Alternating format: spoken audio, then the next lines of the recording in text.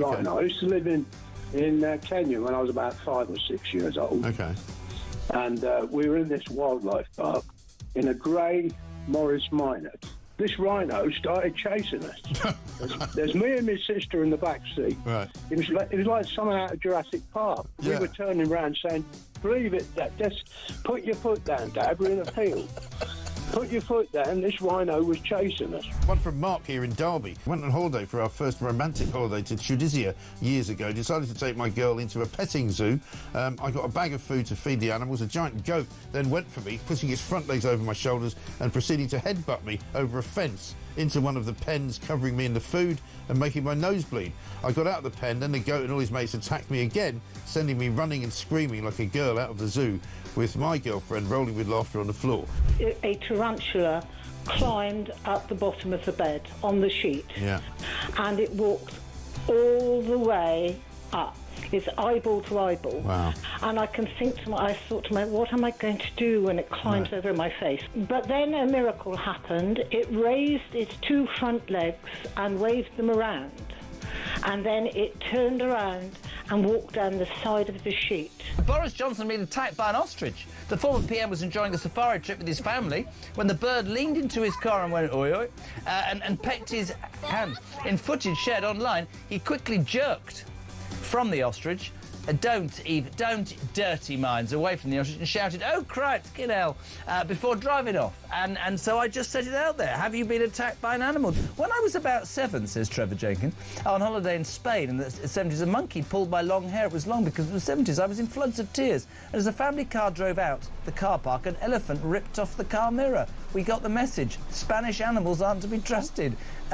Jeremy, Brittany here from the United States. I was spurred by a rooster in my right foot a few years ago. Spurred? How do you get spurred by a rooster? And one here from Dan in Hampshire. Morning, Mike. As an Aussie that has been dive-bombed by our version of the magpie, which is much bigger, every springtime, the folk in... Across the UK, on DAB+, on your smart speaker, on your smart TV, and on your side. This is Talk.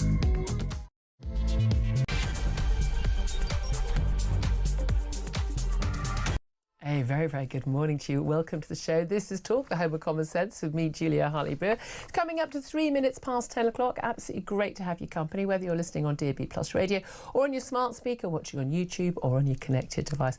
Great to have your company. An awful lot to talk about over the next few hours, and in particular in this hour. We will be talking more about, yes, that ongoing trans issue, but it's such a bitter political dispute now because the Tory leader, Kemi Badenoch, who, by the way, was on absolute fire in the Commons yesterday. She's demanded that Keir Starmer apologise to women who lost their jobs or harassed in the row over the equality law, including, by the way, some of his own MPs. Rise, Rosie Duffield. This comes after the PM finally broke his silence just before we went on air yesterday on the Supreme Court's biological sex ruling and dropped his belief, we are told later by Number 10, that trans-identified men are women. Keir Starmer hasn't actually said it yet. I'm imagining that Kemi Badenoch will be raising that at PMQs today. We will take that live for you at midday just to hear those first few exchanges. Meanwhile, J.K. Rowling has accused Keir Starmer of showing a lack of remorse, says she is one of millions of women disgusted and vows never to forget, bearing in mind she was a big Labour donor, long-time Labour supporter, and, well, he seems to have lost lost her as a supporter. Also, small matter of the economy going down the drain. The International Monetary Fund has slashed its growth forecast, well, for most of the world, but particularly for the UK, and warned that Chancellor Rachel Reeves can't just blame Donald Trump and his tariffs for Britain's faltering economic performance, saying it's largely down to things like energy prices here. Oh, that's interesting. Oh, hi, Ed Miliband. Let's talk about net zero, shall we? Also, happy St George's Day. Keir Starmer has issued a St George's Day rallying cry to the country in the never-ending fight to reclaim our flag, he says. The PM launched a savage attack on those who sow division, and he referred to those who took part in the Southport riots carrying the national flag. This, of course, comes just a week before local elections, when Nigel Farage's Reform Party does look set to do very well, and particularly in some Labour seats. Also, the Ministry of Justice has said it is vital that pre-sentencing court reports must consider the historical background and culture of ethnic minority criminals before judges decide their punishment. This is different from the sentencing guidelines which were overturned or agreed to be rowed back on by the Sentencing Council last month. This is actually about what the reports, when they do get done, are actually about. And so basically, if you are historically, you're Afro-Caribbean and therefore you're in generations gone by, you're the victim of slavery, that needs to be taken into account when they're deciding your sentence. Can you believe how insane that is? Well, that's what's happening in our courts right now. So we'll be talking more about that and plenty more besides. And joining me for all the chat today, I'm delighted to say, is Claire Pearsall, former Conservative Government Advisor. Good morning once again to you. Good morning. Lovely to see you. Before we get into, big battle over trans, big battles over the economy, which at the end of the day, as much as I care about the culture issues, and I do, you may have noticed this over the years, everybody, but actually the cost of living is rather crucial. And again, even with Donald Trump's election, at the end of the day, it's cost of living that really decides elections. Yeah. It's the economy stupid. But the culture, there is an element where culture does feed into a lot of that. And it's terms of your confidence in your country, your belief in your country, your feeling that you belong, the feeling that the country is somewhere that represents you and you're a part of. Now, I know we pretty much all feel that during football tournaments or during the Olympics. I care very, very little for someone doing long jump. Good on you, brilliant, do your best, but I'm not sure it really matters the great scheme of things. I suppose you could say, you're kicking a ball, but actually it is the great passion. Yeah. It's something more important than most things for most people. But this is when we fly our flag, and this is when people get pride in the flag. And it's almost on the left, the only time you can fly a flag. Otherwise, you get people like Labour MP Emily Thornberry, who certainly expected to have been, Foreign Secretary, sneering at people who fly the flag. Keir Starmer today, and it's St George's Day obviously, happy St George's Day everybody, but Keir Starmer has called on the English to reclaim our flag for our country, wrench it out of the hands of those who want to divide this nation. He talked about people carrying the flag as they went into, attack mosques and the like, and asylum hotels during riots in the post-Southport last July. He's talking about how, it's a flag that unites us, and he's harked back to, and it was a great time, 1996, when we had hosted the Euros. The atmosphere was awesome, was it not? Do we need to reclaim our flag for our country? No, because to reclaim something means that you've lost it. And as far as I'm concerned, we haven't lost it. And as for wrenching it out of the hands of bad people, you try walking down Whitehall with a flag on St George's Day. I think the police will be having a good, long, hard look at you as just to say, what are you doing? Why are you waving it? You're probably safer walking around Whitehall with a Hamas flag. Perfectly so. I would definitely carry a Hamas flag, not an issue. Yep. Hezbollah, that's fine too. Trans flag, absolutely fine. Yep. Despite the fact that trans pride flag, by the way, is it's misogynistic, it's racist, it's homophobic, you name it. It's got BLM in and everything. It's not the rainbow flag of old that celebrated people's sexuality. Now it's an anti-flag. Yes. But the England flag definitely. Yeah. Oh, definitely looks questionable now. Who are you? I don't think anyone can forget that tweet from Emily Thornberry when she was Shadow Foreign Secretary, wasn't she? Or Shadow something. And she's a ghastly woman.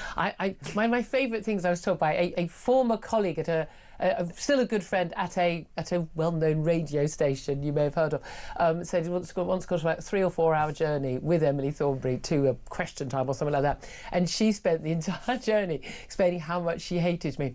I've never been prouder. Literally never been prouder of anything. Being hated that much by Emily Thornberry is a badge of honour for me. Absolutely. Feelings mutual, lady. Feelings mutual. Actually, I don't hate her. I just feel sorry for her. But having such mad views about everything. But when she tweeted, it wasn't even a comment, was it? It was just a picture. It was a white van outside a house with loads of big England flag, massive big England flag, and it was sort of during the local elections, and it was just so contemptuous. It was. It was a house in Rochester in Kent, so not far away from where I live. She posted it up and said, "Image from Rochester." Oh, that was it, yeah. And that was it. And everyone just went, what's wrong with it. And I imagine if she'd shown it round to Islington dinner parties, they'd all they have would gone, have oh, laughed. I know, how ghastly. Those ghastly working-class white people who like their flag on it. But isn't this issue? When Keir Starmer does stuff like this, a week ahead of the local elections, when everyone knows that, the predictions hold that Reform UK will do very well in different parts of the country. I mean, Tories, they're fighting seats largely, the parties, which were, from the Tory heyday. They were last fought then. 2021, post-lockdown, or post one of the lockdowns. And so there are a lot of seats that would be lost by the Tories, no matter who was leading, where they were in the polls, they'd be losing them. But he's trying to sort of get onto, Reform turf. And there's no doubt Reform are trying to get onto Labour turf, talking about nationalising steel and other industries. And so there's that ongoing thing. But at the end of the day, I don't believe that Keir Starmer is proud of his national flag. I don't even think he's proud of his country. No. I think he is someone who has signed up to the view that our past is awful. They might say, OK, we're not going to do reparations because we haven't got a spare trillion. Because that's what you're talking about. But fundamentally, he feels a little bit awkward about being white. Feels a bit awkward about English, a bit awkward about the traditions of this country. He's a moral relativist. He genuinely seems to think that, all cultures are equal, and so multiculturalism is a good thing. He thinks diversity is our strength. He's totally rewriting British history. He's not. If you don't believe that we have a morally superior culture, which in the West, which we do, where people have greater equality and fairness and liberty than anywhere else. It's not perfect, but it's better than the alternatives. That our amazing tradition and history, that we have been largely a cause for good in the world rather than a cause for bad, although, we've done some bad things. Slavery was bad, but every other empire did slavery. We're the only one that ended it, etc., etc., at great personal financial cost to the nation. The soft power we have of the English language, the culture, everything that we've given around the world. I am the Industrial Revolution. I am so proud to be British. I feel so lucky to be British. I mean, half Irish heritage, half English heritage. I'm born in England. I'm English. Okay, I'm English. I'm more Scottish than a lot of the Scots who think they're Scottish. That's for sure. But I mean, I am proud, and I think most British people or most English people are. But I don't think Keir Starmer is. And they will they'll be everyone's very proud of St David's Day and St Patrick's Day and St Andrew's Day. I'm a bit embarrassed about St George's Day because, the racists. And that's what they think people who carry the England flag are, racists. He's just not authentic. The message that came out from Downing Street behind his little podium, he looked awkward, he looked embarrassed. Yeah. It wasn't authentic. And it was apologetic, as you say. He doesn't like to be English. He doesn't really like to be white, I don't think. I think he's just embarrassed of everything. Yeah. And the fact is that he's U-turned because he didn't know what a woman was to begin with, and now he's had to admit that he was wrong, but only slightly wrong. It was a really bad, unauthentic apology for that. He's probably embarrassed to be a man. I don't know why he doesn't just identify as a woman, because he seems to think, make him a woman anyway. Well, I want to hear from you. I'm really fascinated by this because I realise it's not the biggest, most momentous story of the day, but I'm really intrigued to know your views. After Keir Starmer called down on the English to reclaim our flag for our country on St George's Day, wrench it out of the hands of those who want to divide this nation. What is your reaction to that? Do we need to reclaim it? Isn't it Keir Starmer and his lot who've been the problem, basically thinking that anyone flying the flag was a racist bigot, and again, what they consider racist, isn't what most people consider racist. Actually, just people saying, we should celebrate our culture and expect people to assimilate and kind of the basic view of most countries, actually, until about 10 years ago. Give us a call, 0344 499 1000, text the word TALK and your message to 87222. Send us a message on X at TalkTV, and of course calls are charged at the national rate. Text cost 1, standard network rate message. Let's talk about the economy. As I mentioned, it is the economy, stupid, that decides elections. Rachel Reeves has been warned by the International Monetary Fund, the IMF. She's over in Washington for this major big meeting of all the Treasury ministers around the key countries around the world, that she can't just blame Trump's tariffs for the faltering economy. The IMF has slashed the growth forecast for the world, but has also particularly slashed it for the UK. We're now expected to just get 1.1% of growth. That's down by 0.5% since the start of the year. And the IMF chief economist has said basically domestic factors like surging utility bills, energy prices because of net zero, and higher government borrowing costs. We had the latest borrowing figures, and we borrowed more last month than was expected, in the billions, in the wake of the autumn budget, were the UK's biggest problem. So, international factors are, Ukraine still, the tariffs, but fundamentally it's the government's policies that are the problem. Very telling. It is. Domestic issues by far outweigh the potential of Trump's tariffs to affect the economy. And I think she's got 3 days now over in Washington to try and make some sense, I suppose, of what the financial situation is, try and persuade others they might like to invest in the United Kingdom and that we're not a complete basket case of a country. But one of the most interesting things I read is later at a summit, she is speaking on reimagining global energy. That's what she's going out there to talk about. We're just going to talk about it like this as well. Windmill and a few solar panels. They're insane. They're insane. They're absolutely mad. They're still...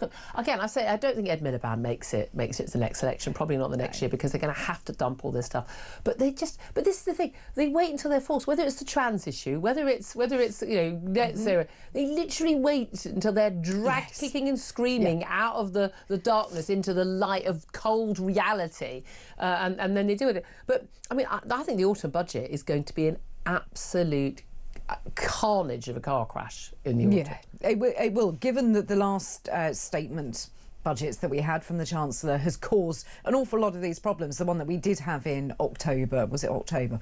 Seems like such a long time ago. So that has caused a lot of domestic issues. Yeah. Add on to that the spring statement, which just piled more grief onto us. Yeah. The economy isn't growing, despite the Chancellor suggesting that it is definitely going to grow and it's all going to be fine. Well, again, this is a Chancellor who called in regulators. I demand your ideas for growth.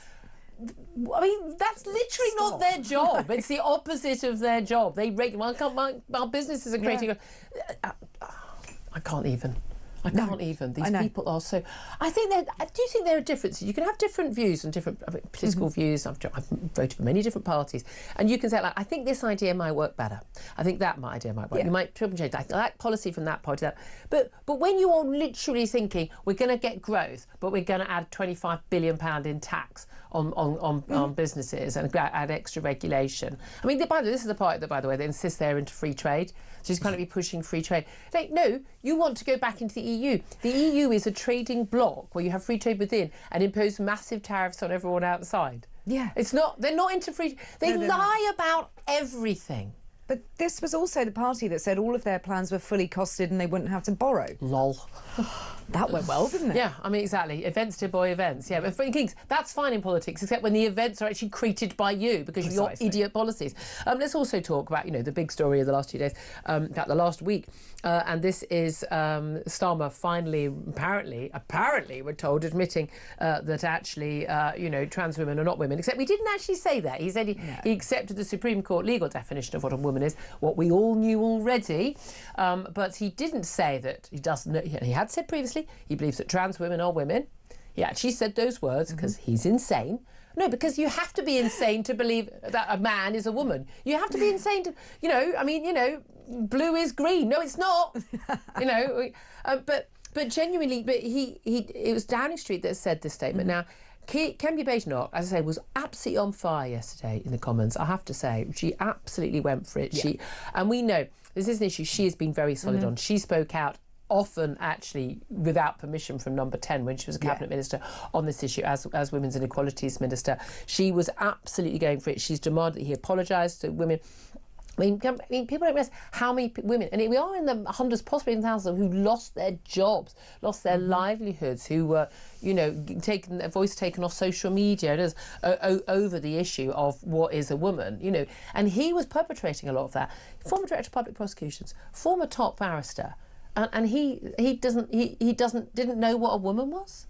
He used the dictionary definition. That's how bad this has become. He can't make up words for himself. He can't say, actually, I was wrong, I've looked at it, this is it. He's just said he's agreed with the Supreme Court decision and he gave the dictionary definition of a woman. That's Do you think he's ever actually believed that a man is a woman? I think he doesn't know what he believes because doesn't believe got anything. so tied up. No, I don't think he does, and I think that is half your problem. You have a Prime Minister who doesn't actually believe in anything. There is no strategy behind his Prime Ministerial role. He just blunders from thing to thing and then tries to fix whatever it is that he's What does the focus group say now? Yeah, and but there was whatever never is a broken- focus group. There was never a poll that said that most people thought any of this nonsense. They always thought it was mad. No, they did think it was mad because most people are pretty sane and they know what a man and a woman are and they know the differences between them. I mean, they really, really do. It's so bad. Basic. I still love your thoughts on this. Love your thoughts on Reeves and the economy. It turns out it's down to her. That is the issue why we are facing that downgraded growth. I want to hear from you about Kemi Badenoch going in hard on the Keir Starmer. We're going to be taking the start of PMQs live at midday and then getting reaction from Sharon Davies, a long-standing campaigner on this issue. Up next, we're going to get to your calls about, St George's Day and the flag, and Keir Starmer calling on the English to reclaim our flag for our country. Why is it that every other constituent part of the United Kingdom is able to fly their flag and very, very proudly, and no one questions it? But if you fly the England flag, people like Keir Starmer think you're probably a racist bigot.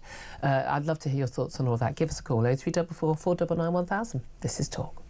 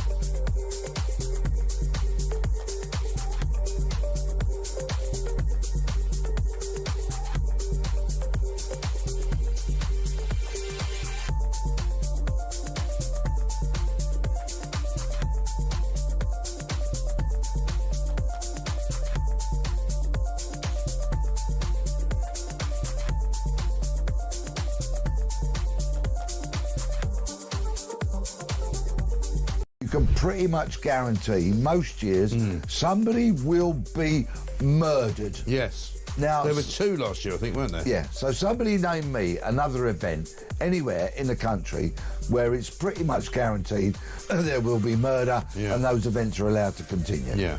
I'm not talking about drug deaths at festivals and that kind of stuff. Yeah. I'm talking about an organised murder. event. Yeah, an organised event where murder is most likely to happen, because I can't think of another one.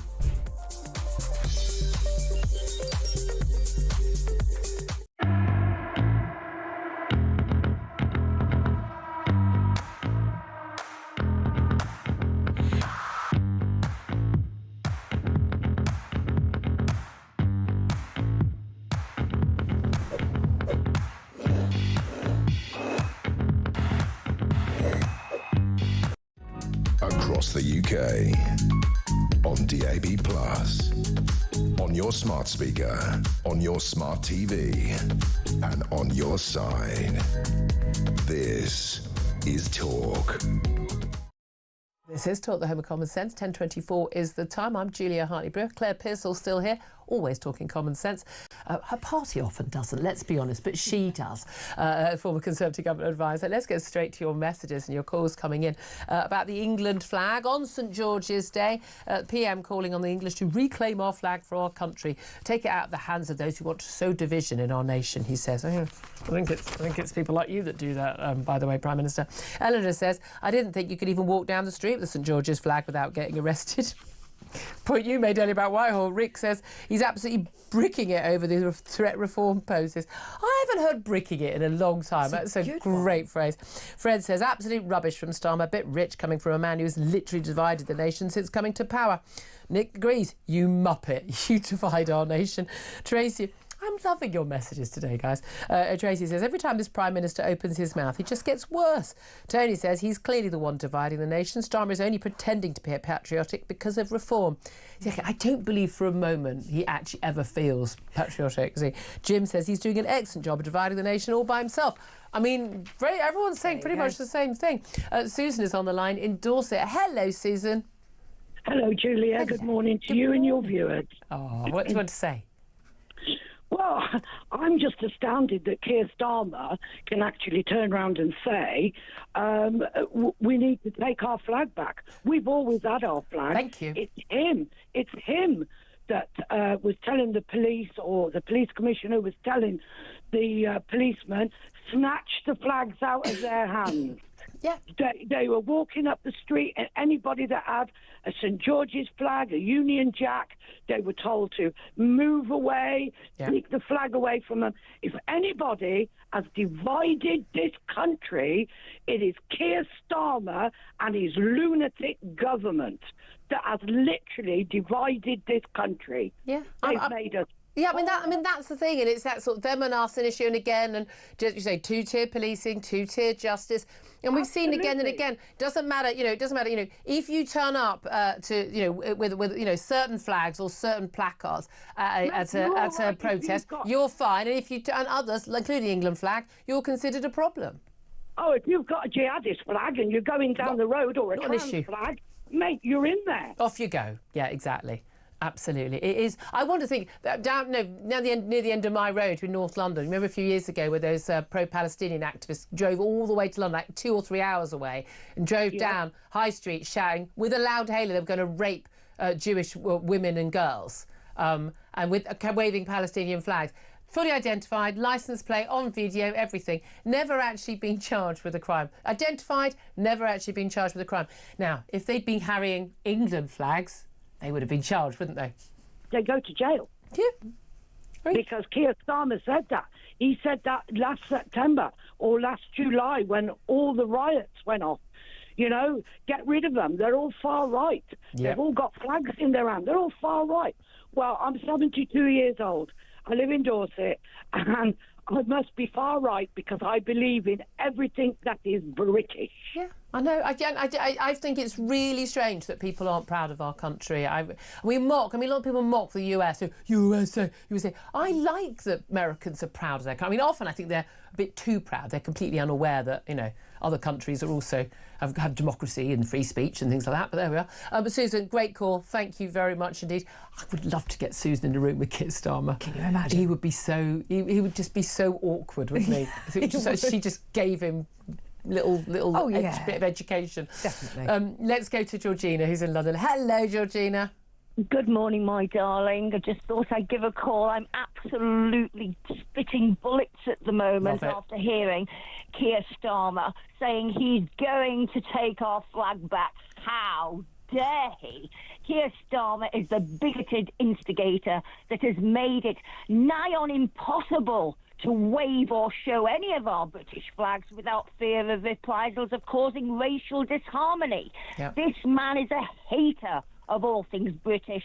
He's taken away our identity, our culture, our very Britishness at its core. He has had free rein to eradicate our very essence, and now he's got the audacity to say he will take our flag back.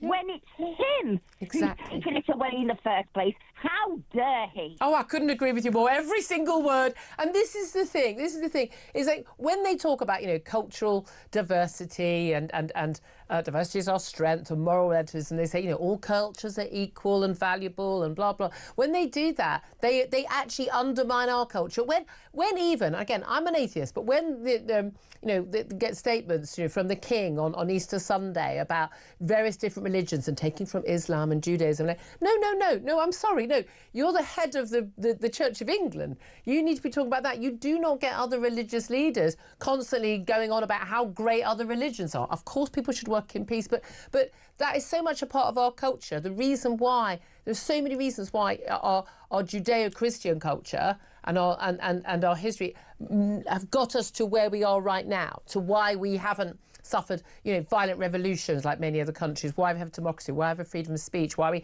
were, the start of the Industrial Revolution. That is from British and English culture. And I find it extraordinary if people don't recognise that. Well, every other flag, every other religion comes before the British and Christianity in the eyes of Keir Starmer. Oh, absolutely. He is a danger to British culture. He is a danger to the British way of life and British civilization. Honestly, words, I am a woman who has quite a vast vocabulary, and words fail me for this man. There is not a word made to describe this man. Not a word that Georgina can say on air that I wouldn't have to beep out. Put it that way. Georgina, I have to leave it there, but I can hear your fury. I can absolutely hear it. Georgina, always love speaking to you. Georgina's in London there talking to us. Claire Pearsall, your reaction to that? I mean, look, that's visceral. That is visceral, that anger. It is, and I think people are right to be angry because you've got a Prime Minister who doesn't love this nation, is telling everybody else that they must do something. And it's like, but we've never lost that. Yeah. We've had pride. We still have pride. We just want to be allowed to get on with it. It's not just that you don't have pride and we already did. You've been in, you think we shouldn't be. You've actually told us, you told us that we haven't got anything to pride of. British culture is, and Western liberal culture is the most superior, morally superior culture in the world. End of. Full stop. This is it. And if you don't believe that, well, go and try living somewhere that doesn't have it and see how well that works out for you. In particular, by the way, those trans for Palestine. Good luck with that, folks. We'll see you later. 10:31 is the time. Up next, going to be talking to a man who I'm sure owns a number of England flags. Mark Littlewood, who's Director of Popular Conservatism, also going to be talking about the latest crime and justice madness, two-tier justice, where basically, if your family were the descendants of slaves, then that should be taken into account when you're sentenced. I kid you not. This is Talk, the home of common sense.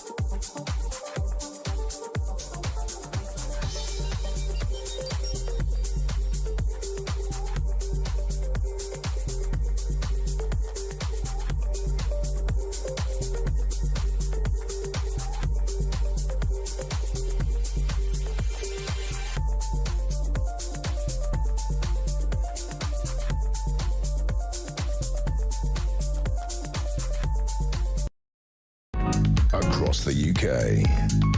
On DAB+, on your smart speaker, on your smart TV, and on your side. This is Talk. This is Talk, the Home of Common Sense, with me, Julia Hartley-Brewer, and Claire Pissell as well joining us. Let's talk about all things political with Mark Littlewood now. He's the Director of Popular Conservatism and joins us. Very good morning to you, Mark.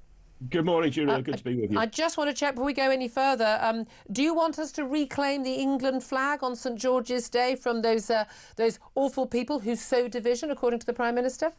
Completely ludicrous, isn't it? I mean, I don't think the Prime Minister understands what a flag represents. Flags are, by definition, exclusive. They're not inclusive. They show a difference, right? It's why Brits wave the Union Jack and the French wave the tricolor.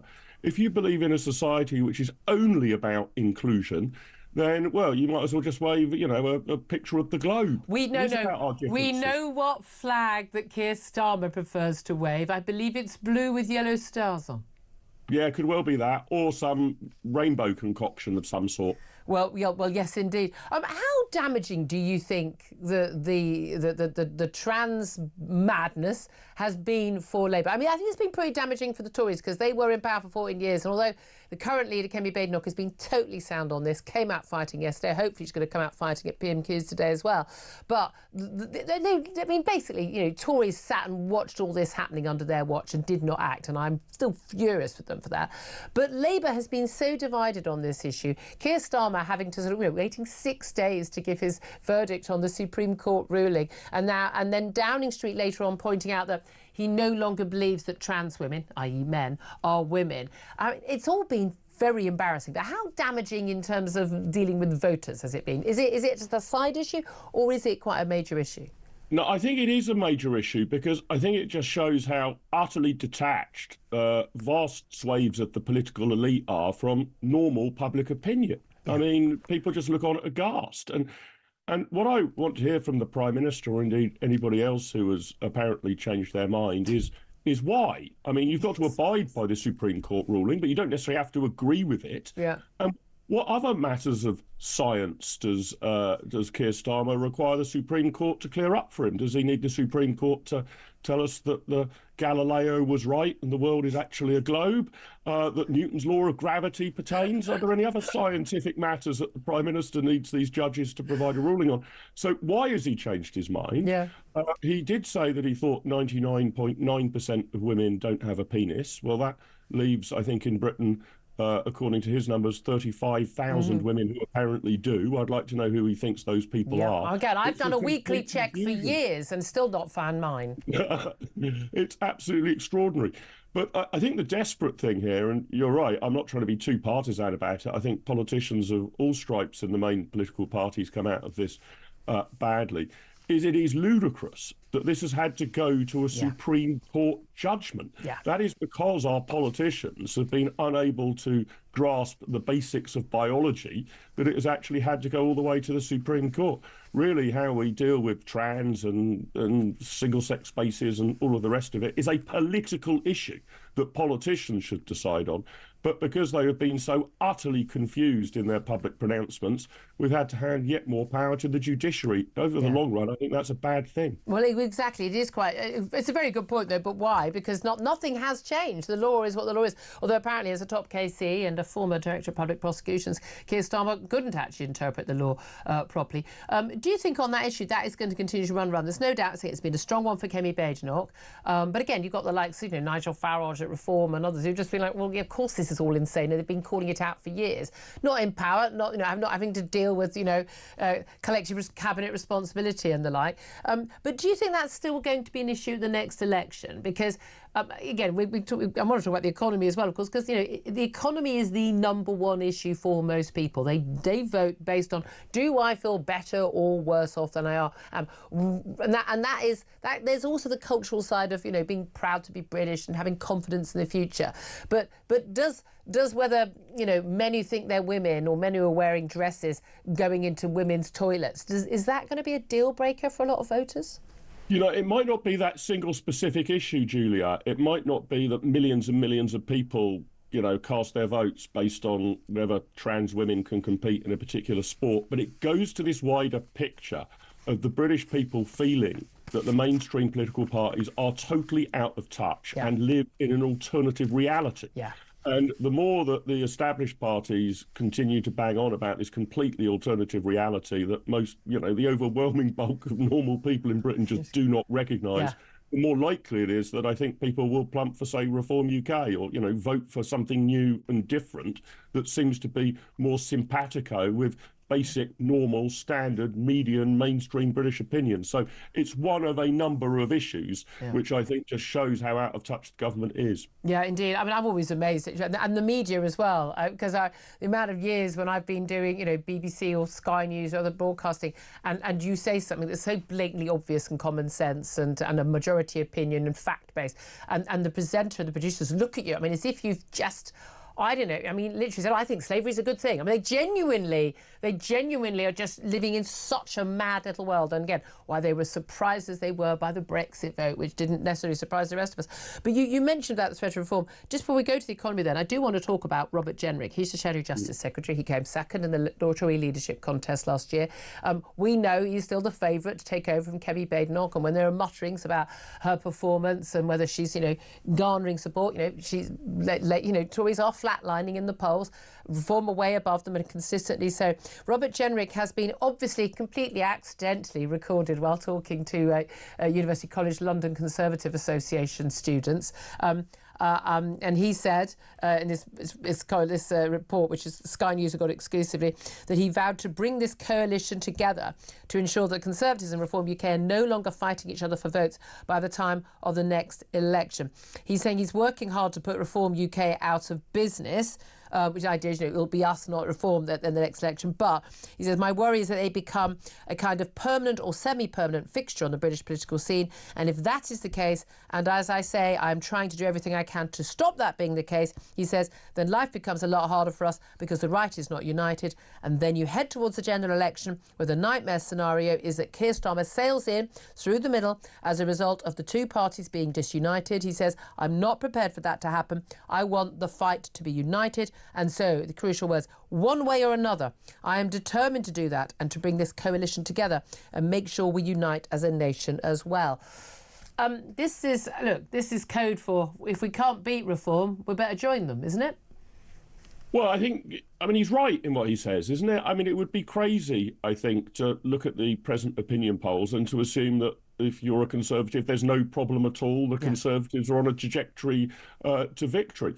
And it's the Conservatives' failings, really, that have brought Reform into being. The Conservatives deserted a huge tranche of political real estate, which Nigel Farage was then very happy to go and camp on. So the Conservatives, by no longer being Conservative, have allowed Reform to arise. And I rather agree with Robert Jenrick's comments. I mean, look, God only knows what the opinion polls will look like in 3 or 4 years' time when we approach an election. But if they're anything like they are at the moment, do those on the right of centre seriously want to go into an election with, say, Reform on 24%, Labour on 23% and the Conservatives on 22%? You could re-elect a Labour government that gets less than a quarter of the vote. It would be absurd, especially, and I think this is really the key point, if over the coming year or two, Reform and the Conservatives are light upon a very similar policy agenda. To, leave ECHR, abandon carbon net zero, get tax and spending down. I mean, they needn't be identical.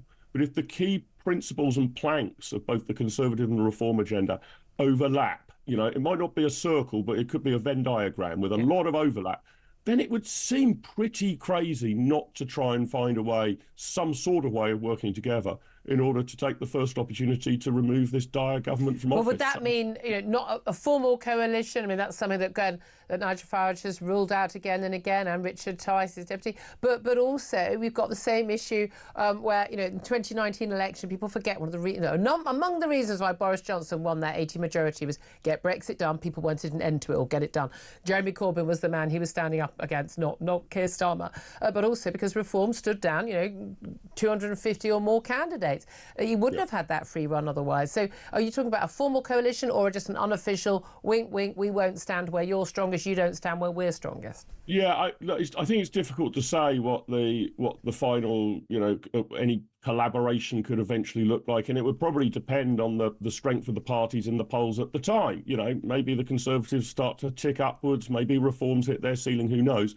But I think it could be anything from a full-blown merger to, I don't know, standing down in a range of seats for each other, in which you haven't got a snowball in hell's chance in a given seat, but the other party does. It doesn't seem to me very likely that Reform are going to win many seats in the affluent South, but the Conservatives could take a lot back from the Liberal Democrats. Similarly, there are seats where the Conservatives don't really have a presence. About 90 seats, I think, where Reform are second to Labour. Those would presumably be the ones where if the Conservatives were to withdraw, you could see Reform winning them. So exactly how it takes place, or even whether the two parties merge in some way, who knows? It would be a bit like going back to the days of the Liberal-SDP alliance back in the 1980s, that the exact, I think, formulation of it is, a long way from being sorted out. And the need for it is only there if the parties remain roughly neck and neck. You're right, Reform are a little bit ahead of the Conservatives, but more or less within the margin of error in the polls. Then I think at some point, some form of collaboration needs to be found. And it'd be pretty useful, I think, if more people were speaking a bit like Robert Jenrick, sort of opening one's arms to the other side, rather than just throwing insults at each other, because that makes it extremely hard to work together down the line if everybody's fallen out with each other before you even get to form a negotiation. Indeed. Let's finally talk about the small matter of the economy. And Rachel Reeves, the Chancellor, is over in the United States for a big meeting of the International Monetary Fund, meeting with other Treasury ministers, just as the IMF slashes global economic forecast, US economic forecast, but also UK growth forecast slashed from 1.1%, whoopity-doo-dah, down by to just 1.1%, down by 0.5 percentage points since the start of the year. And interestingly, the chief economist at the IMF said, look, the Chancellor can't blame Trump tariffs and what's going on in the global trade war. And he says, actually, it's domestic factors that are the biggest problems, surging utility bills and higher government borrowing costs. That's what he says the problems are. Very telling ahead of the autumn budget we're going to get this year. Yeah, absolutely. I mean, unfortunately, we've backed ourselves into a real corner. We know what brings growth about. All politicians say how much they want it, but they seem to will the ends without willing any of the means. If you actually want growth, you've got to have a much smaller state, less government spending, a much more of a role for the private sector, lower taxes, far less regulation than we have at the moment, and you can start to breathe. Now, obviously, you can catch a good wind or an ill wind from elsewhere, depending on what Trump gets up to or what wars might be going on in the rest of the world or God knows what. But nevertheless, you're under an obligation, I think, to make sure your own economy is as match fit and resilient as it can be. And we are miles from that. And we have to have a serious discussion about what government spending we are going to cut altogether. We are still, I think, believing this fiction that we can keep spending taxpayers' money at the rate we are at the moment and expect to ever pay back our debts or see any meaningful growth. Yeah, exactly. 1% is pathetic. I mean, no, it's an embarrassment. It really is. Mark Littlewood, great to talk to you, Director of Popular Conservatism. Claire Pissell, listening to all of that. Look, the Conservatives did not leave the economy in a great state. Again, a lot of that down to lockdown, down to Ukraine. Again, Labour left a very bad legacy for the Tories. But, I mean, it does seem to be, went back after the economic crash 2008-9, but it does seem that Labour have made things worse. They do, and they've made it worse in quite a short period of time as well. So the recovery from it is going to be enormous, and I don't think we'll see any growth anytime soon. It's so depressing, particularly I think for young people who are just trying to make a way and getting those early jobs. It's absolutely depressing. And again, this all ties back into patriotism and feeling strongly about your flag and feeling positive about your nation, does it not? 10:47 is the time. Do give us a call on your thoughts on all of the big stories, particularly on reclaiming our national flag, St George's flag for England. 0344 499 1000 is the number. Up next, going to talk about yet more two-tier justice in our nation. That's with Hamish Brown, a former detective inspector at Scotland Yard. This is Talk.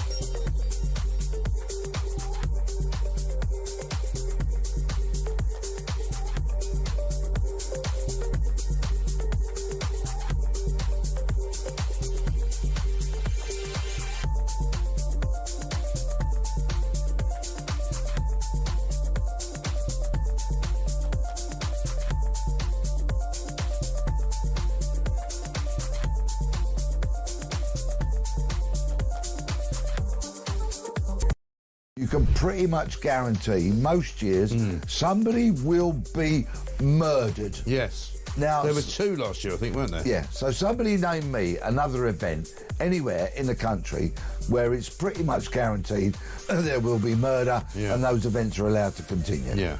I'm not talking about drug deaths at festivals and that kind of stuff. Yeah. I'm talking about an organised event. Yeah, an organised event where murder is most likely to happen, because I can't think of another one.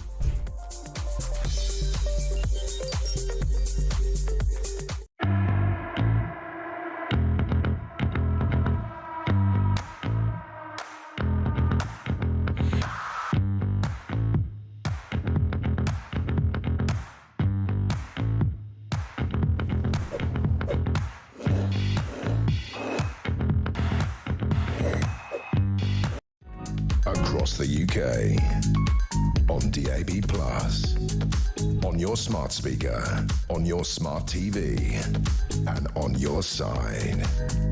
This is Talk. This is Talk with me, Julia Hartley-Brewer. 10:51 is the time. Delighted to be joined in the studio now by retired Scotland Yard Detective Inspector Hamish Brown MB. Very good morning to you. Claire Pistol still here as well. What to talk to you about? I mean, 3 different topics, all related to crime and justice, and all of which I find utterly extraordinary. I'm not going to lie. This is a story today announced by the government that police chiefs will be able to automatically sack officers who fail background checks under new measures, they say, to boost confidence in policing. There were calls for a change to police vetting procedures after an independent report into the abduction, rape and murder of Sarah Everard by police officer Wayne Couzens back in 2021. Most people would be rather surprised to learn that if you don't pass vetting procedures, if you're a police officer, that you wouldn't be sacked on the spot, but apparently that's not been the case. On what planet is that normal? Well, I think there are 3 issues here. You've got to get it right. You've got to get it right for the public, who must have confidence in the police. And if they see officers who clearly have had a pretty rotten background and have been allowed to remain, that does not help the reputation of the police service across the board. Secondly, what about serving officers, the vast majority of which behave themselves and just get on with their job, and they're pleased to see the back of these officers. And the last thing is getting it right for the accused officer. That's got to be fair in the system, rights for appeal and what have you. But that's about sort of due process. But the fact that it's actually been virtually impossible to get rid of officers who don't pass vetting procedures, background checks in the wake of Wayne Couzens, because they were, vetting procedures basically were not good enough. He shouldn't have been allowed to join the police in the first place. Yes. Numerous complaints about him, question marks about criminal activity. He could have not had a warrant card at the point when he was able to abduct Sarah Everard, rape and murder her. But subsequent background checks of all police officers and staff in 2024 found more than 400 linked to previously undisclosed misconduct, including theft, fraud and drugs, for goodness sake. Yeah, I wrote strongly to the Times last year, had their lead letter published, and I made that point that it's got to improve. Yeah. And with these measures it will improve, it will become robust, and the police will be able to kick out the officers they don't want. Yes, it should have happened before now, but be positive, that's what the current situation is. And again, it does just make you wonder. And now let's also talk about 2-tier crime and justice, because lots of talk about what's been going on in recent years in terms of who can apparently get away with crimes and who can't get away with crimes, but also how you're treated once you are convicted of a crime. Now, the Ministry of Justice has said that it is it's vital that pre-sentence assessments produced for judges by probation officers consider if non-white offenders have suffered from, they say, trauma from racism or discrimination. Now, this is different from the sentencing guidelines that the Sentencing Council wanted to bring into place at the start of this month in April, and then told, for the love of God, drop this because it's very difficult and embarrassing for the government, and they were going to change the law because the Sentencing Council basically allowed to pretty much do what they want because they're not really accountable to anybody. So this isn't about who gets any of these reports. This is about what is in a report once they actually get them. And is it really the case that defendants, because they are non-white, should be considered as having suffered trauma? And this is, by the way, if they've experienced this personally, so racism in their own personal life, also intergenerationally, if told about it by friends or family, or if they have, and this is bad, just learned of important historical events affecting groups. So this would basically mean if you are black, in this country, or Afro-Caribbean background, and therefore Afro-Caribbean background likely to have come from a descendant of slavery, that this intergenerational suffering of trauma could be used in your sentencing? That's mad. The main part of my working life was working in the police, as you know. However, since retirement, I've done all sorts in the criminal justice system, and I have assisted. I wasn't a probation officer, but I've assisted the National Probation Service assessing visits for high-risk prisoners, court work, both magistrates and Crown Court. Yeah. And I have seen the pre-sentence reports. And this is to assist the judge. Is there an option not to send them to prison? Yeah. Would there be an appropriate sentence? But this sentence? is about their background and, you know, what sort of background have they been in care? That, you know, dad's an alcoholic, you know, mum, you know, or whatever. You know, you've got that's relevant information as someone's background. But it's not relevant if you're black that someone in your long distance past was a victim of slavery. That's totally irrelevant to whether you're shoplifting or carrying a knife today. And that's not what they're putting forward. What they are saying, and I think it's got to be worded perhaps a little more carefully than they've put over, there is a disproportionate number of black people in prison. That's the situation, and correctly someone's looking at it. So what there's a disproportionate number of black people committing crimes, particular crimes that often lead to prison sentences. Yes, and we've seen that perhaps with some knife crimes, certainly. But if they are looking at a particular issue in someone's life which has affected their behaviour, for example, because of the racial discrimination, they can't get to college to get the additional qualifications, they can't get that job, but it applies across the board, of course, but it is something that specifically has to be looked at, and I think there's an argument that has not. Yeah, but they're talking about the intergenerational problems and important historical events. So if something's happened to your grandma or your great-grandfather, that should be relevant. Of course it shouldn't. I mean, maybe I should claim, if I ever go to court, it's only a matter of time, you know, intergenerational difficulty. You know, I'm Irish, you know, peasant stock. Well, you know, the potato famine. Well, you know, I'm still traumatised by that, so I don't want to go to prison, please. But that's how mad this is. Well, my reading of it was if, and the big word is if, there are issues highlighted that has affected what I've said about education or getting a job, and they've turned to crime. There isn't, I'm sorry, but the idea that black people aren't getting, or any ethnic minority in this country are being barred from education or from getting jobs. I mean, look, I know there are some racists. I'm sorry, the stats simply do not bear this out. No, but you've got to look across the board, and one issue is a disproportionate number of people in prison who are not. Yeah, but also, and the disproportionate number of people in prison who've been failed by their parents and who don't have a father in their home. That's the defining characteristic. Oh, absolutely. Actually, it's nothing to do with race. So all issues have to be taken into account, but I think the criminal justice system is saying, can we look a little bit But you wider? didn't have a dad. All right, then, we won't put you in prison because you carried a knife. Yes, that's Don't right. make any difference to the person who has a knife held up to them and their phone stolen, does it? Oh, I'm sorry you didn't have a dad, but could you not steal my phone or my bag? No, it's looking at the specific backgrounds. Did they not get that development? But at the same time, crime is crime. But the judges must impose the right sentence, and they will be guided. There's even Shabana Mahmood, the Justice Secretary's ordered a review into two-tier court bail rules, which told judges to give priority to ethnic minority suspects, because often they're saying that, you know, not enough ethnic minority suspects are getting bail. I was a little surprised. I was a little surprised at that measure, I must say. The judges have to decide whether the person's likely to appear at court, commit further offences whilst on bail, or indeed interfere with witnesses. And if they fall foul of any of those, remand in custody will be justified. I just think most people were just so horrified and unaware that there was this two-tier, and that someone's race, ethnicity, background was being such a factor in what happened to you once you entered the police or the court process or the prison or probation process. I just think I would like to have seen it put a little more calmly than the way it's been. I just think we need to stop this madness at all and judge people as individuals. It's open to misinterpretation. No, it's not open to misinterpretation. It's wrong to do it in the first place. I'm going to have to leave it there. Time's against us. You can hear the music. Hamish Brown, MBE, retired Scotland Yard Detective Inspector. Thank you so much for joining us. Going to take a quick break now. Lots more coming up. We'll get Claire Pearsall's reaction as well. This is Talk.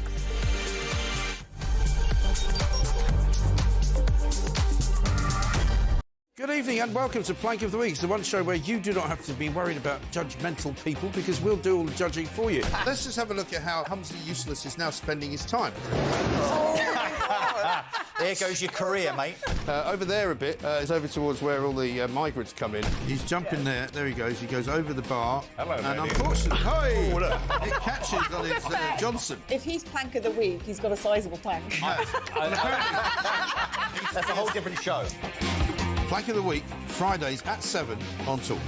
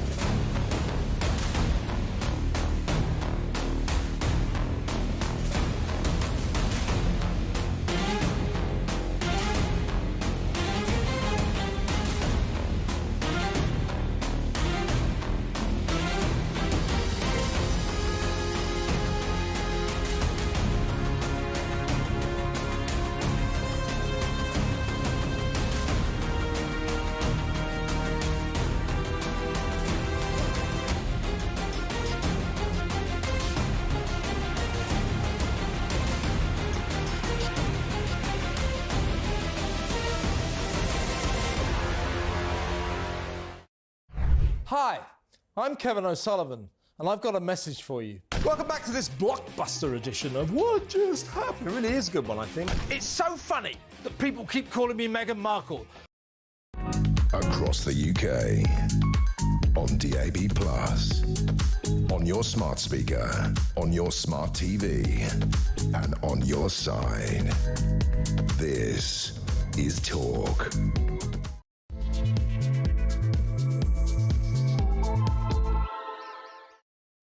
A very, very good morning to you. It's coming up to 3 minutes past 11. This is Talk, the Home of Common Sense, with me, Julia Hartley-Brewer. Great to have your company, whether you're listening on DAB+ radio, on your smart speaker, watching on YouTube, or on your connected device.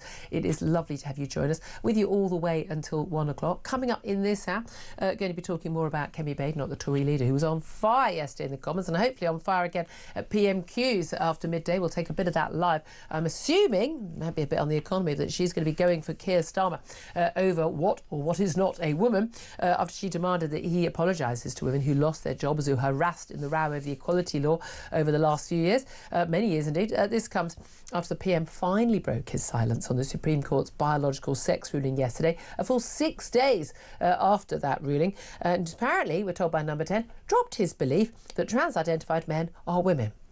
By the way, if you say trans-identified men, not trans women, much easier to make it clear, that statement, isn't it? Trans-identified men are not women. Meanwhile, J.K. Rowling has accused Keir Starmer of showing a lack of remorse. She says she will never forget, and she's one of the millions of women who are disgusted with how he's handled this issue. What I'm wanting to hear particularly from you about today, though, is St George's Day today. Very happy St George's Day to you. It's not a day that is marked and celebrated by many with such sort of fervour as you get from our other constituent nations of this great United Kingdom. St Andrew's Day, St David's Day, St Patrick's Day. Oh, big celebrations, all absolutely fun.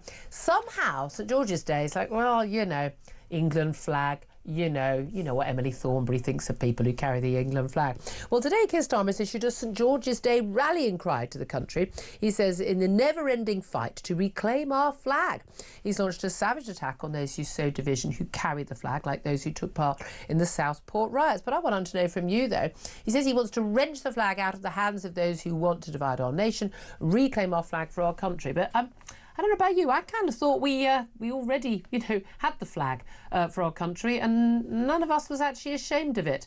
It's them that lot, Labour Islington crew, who are the people who are ashamed of our flag. I want you to give us a call, 0344 499 1000.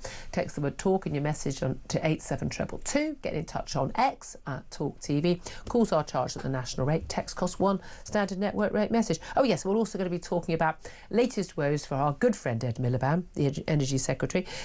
Solar panels made using Chinese slave labour will not now be used by Britain's state-owned GB Energy. Major policy reversal, one of many more to come from Ed Miliband's ministry. Anyway, joining me for all the chat all throughout the show is Claire Pearsall, former Conservative Government Advisor. A very good morning once again to you. Good morning. Before we get on to a lot of the topics we're talking about in this hour, I know you're desperate to come back in on what Hamish Brown, our former Scotland Yard detective, had to say about this sort of two-tier justice. Look, you were in the Home Office. You worked in the Home Office. So we've got Labour reviewing two-tier bail rules that apparently favour minorities.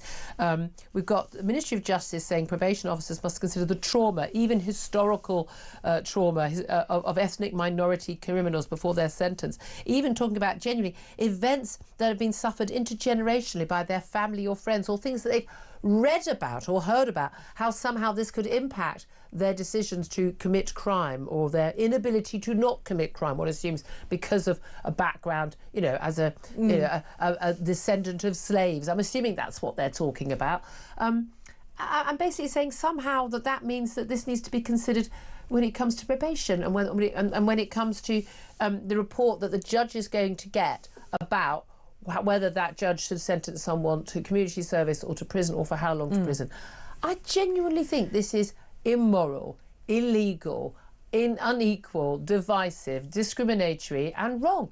But this stuff just goes on every day. But it's absolutely bonkers.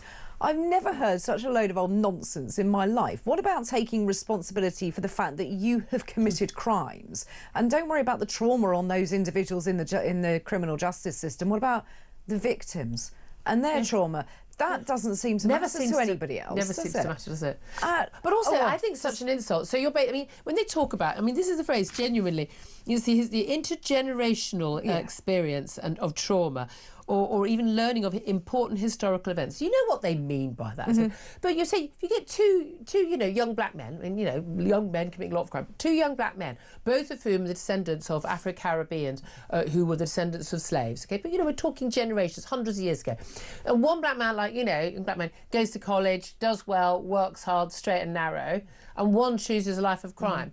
Are you basically saying that one is choosing the life of crime, that somehow they are the victim in a way that the other one isn't of that historical crime of slavery? That's absolute madness. As I mentioned to Hamish Brown, I've got Irish peasant, pretty sure peasant. From Kerry and Ireland on one side of my family. So I'm sure we were victims of the potato famine. Now, can I use that as an excuse if I commit when I commit a serious violent crime? We all know it's going to happen. Let's just be honest about it. But I just think this is just so outrageous, taking away your personal ability to deal with things.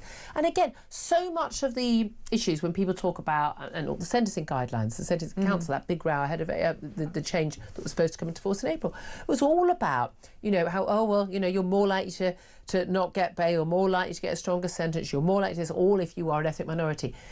The biggest sentence handed out, which ethnic group? Chinese. Don't hear about that, do you? If you actually read the actual official statistics, but also there are many reasons why more young, particularly black men, are getting involved in crime, and it's largely down to things like the breakdown of family, the low value given to schooling and education, particularly in Afro-Caribbean communities. It's not an issue in immigrants from Western Africa, where education and family unit, very, very, very big values, as they are with the Indian community as well, and Chinese communities that do very well in our country, despite the fact we're all bigoted racists carrying the England flag. You know what I mean? But this is the madness. You're talking about socio-demographic issues, socio-economic issues. You're talking about the role of the family, how much your family values education. You take all that out, you can wipe out any racial disparity completely. You can. You should almost do that on a pretty much daily basis, because those individuals that have those kind of backgrounds that you've just discussed are more likely to go into criminal pastimes. And it's the same if it's a white lad. Let's all be honest.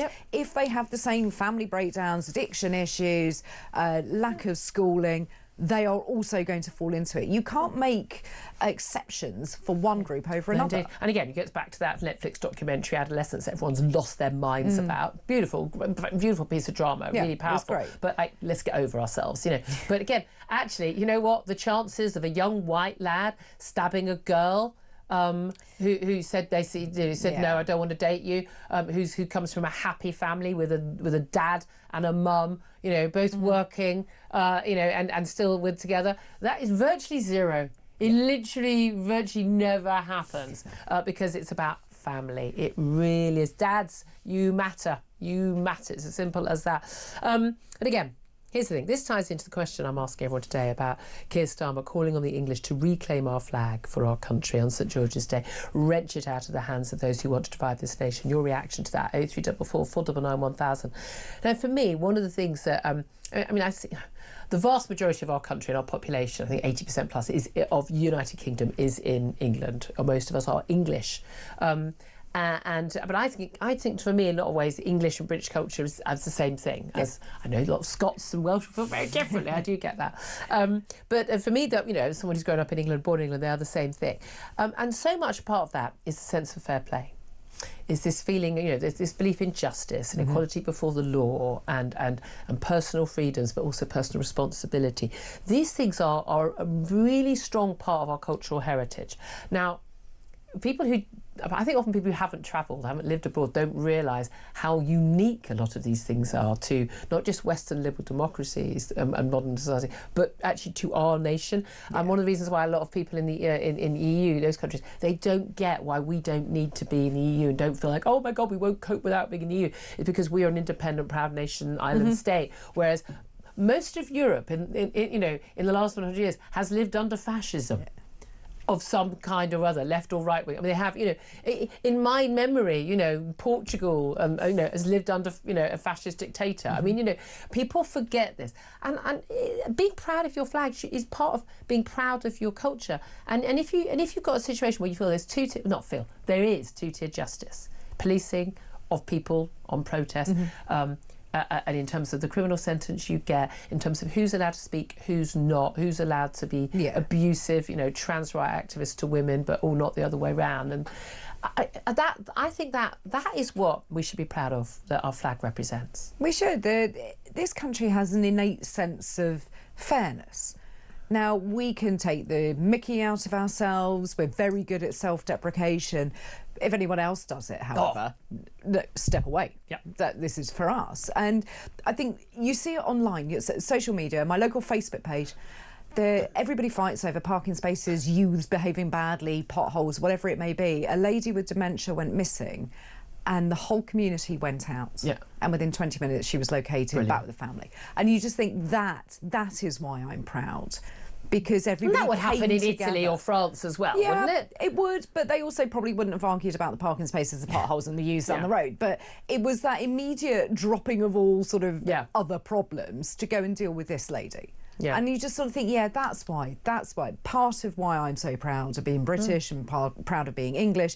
Everybody comes together when they're needed. And that is crucial. But again, sense of humour and everything. And again, that to me sums it all up. But it's the fact that on St George's Day, you just get all these idiots on social media. Actually, St George was Turkish, and it's like, just so bored with this, And and again, this refusal to accept anything good about this country. But isn't Keir Starmer? I mean, and we had some calls from Susan and Georgina, lots of the messages as well we're getting on text and Twitter. Talk about how actually, Susan said, Keir Starmer's part of the problem. He's divided the country. Georgina saying, how dare he? Keir Starmer, she said, is a hater of all things British. But there is a real problem on the left of this country of just not actually being proud of our nation, what it stands for, of the people. Again, we're all just horrible, nasty bigots who voted for Brexit because we're all racist, we're transphobic, we are. All men hate women. I mean, basically every man's a rapist just walking around. You know, these attitudes are just so imbued on the left, and this idea that you can't trust anybody to, you know, feed their kids or brush their kids' teeth, so you have to get the schools to do it. It's that level of just total and utter contempt for the people that I think just, I mean, that's the bit, and that's why we are so contemptuous of them. And I think it's about control. They want to control everything to the nth degree, as you say. You know, we're feeding children breakfast, we're brushing their teeth, we're keeping them in classrooms to learn about certain things. What happened to free speech being all important? I think we need to embrace all of this again. And I think this issue just shows how far removed those on the left really are from what goes on day to day. And what epitomises that, of course, more than anything else, is Keir Starmer thinking for many years, and even in only the last 2 or 3 years, saying that trans women are women. Basically, saying man in a dress is a woman. No, he's not. No, you knew that. No. I knew that. Everyone sane knew that. I'm still trying to decide whether he actually believed it. He's too clever to actually believe that madness, so he's just blatantly lying. We're now told by Number 10, after his statement yesterday, he welcomed the Supreme Court ruling last week, took him 6 days, that actually he does no longer believe that trans women are women. But our guest, Mark Leatherwood, made a really good point earlier. He said, you know, why has the Prime Minister changed his mind? Oh, but the Supreme Court has said it. No. Yes, why haven't you? I mean, we're expecting Kemi Baker, the Tory leader, who was on fire yesterday at this statement by Bridget Phillipson. She's a former equalities and women's equality minister herself, but she's demanded that Keir Starmer apologises to women. We're expecting her to go for this at PMQs as well. Yeah, and she should. This is the one issue that she really has him on the ropes over, because he can't make that decision. Why? And I think Mark Littlewood was right when he said, what is it about the Supreme Court that Keir Starmer needs them to decide on every issue that's a little bit tricky? Yeah. And again, it wasn't tricky for the rest of us. No, we managed to not spend a lot of money on a court case on pretty much everything. Do you expect that since this ruling, do you expect that things are going to change? We're going to talk to Sharon Davies, who's been a fantastic campaigner of us. We've got one of the people, again, lost her livelihood, lost jobs because of speaking out and saying, you know, sane things. I mean, do you think, you know, as J.K. Rowling says, you know, that he needs to apologise to people? He won't see that he needs to apologise. He won't apologise. You'll get some Weasley words if you get any at all. Would you give him credit if he did? I mean, if the Prime Minister stood up today and said, do you know what, I claimed things, you know what, I never really believed it. I wanted to be kind, I wanted to be nice. I got caught up in all the trans sort of, you know, debate. But I actually admit now that what I said was wrong, and I know it harmed women and girls, and a lot of women lost livelihoods and jobs and were, you know, ostracised. And I fully apologise for that. I would have incredible admiration for him for doing it. Yes, so would I. You know, but I'll eat my hat if it actually happens. It, would he? Of course he won't do it. Can you imagine? A, he'd have to show some empathy. B, he'd have to have some forethought in order to be able to do it. And then he'd have to have the guts to stand up there and say it. None of that applies. I suspect in the Starmer marriage, such as according to internet rumour, the Starmer marriage is still intact. I have no idea. I don't know. No. But I can imagine he's one of those people that if you send him a text message, we've all had this, have we not, as in couple, send a text message, can you get milk on the way home, please? Yes, sure.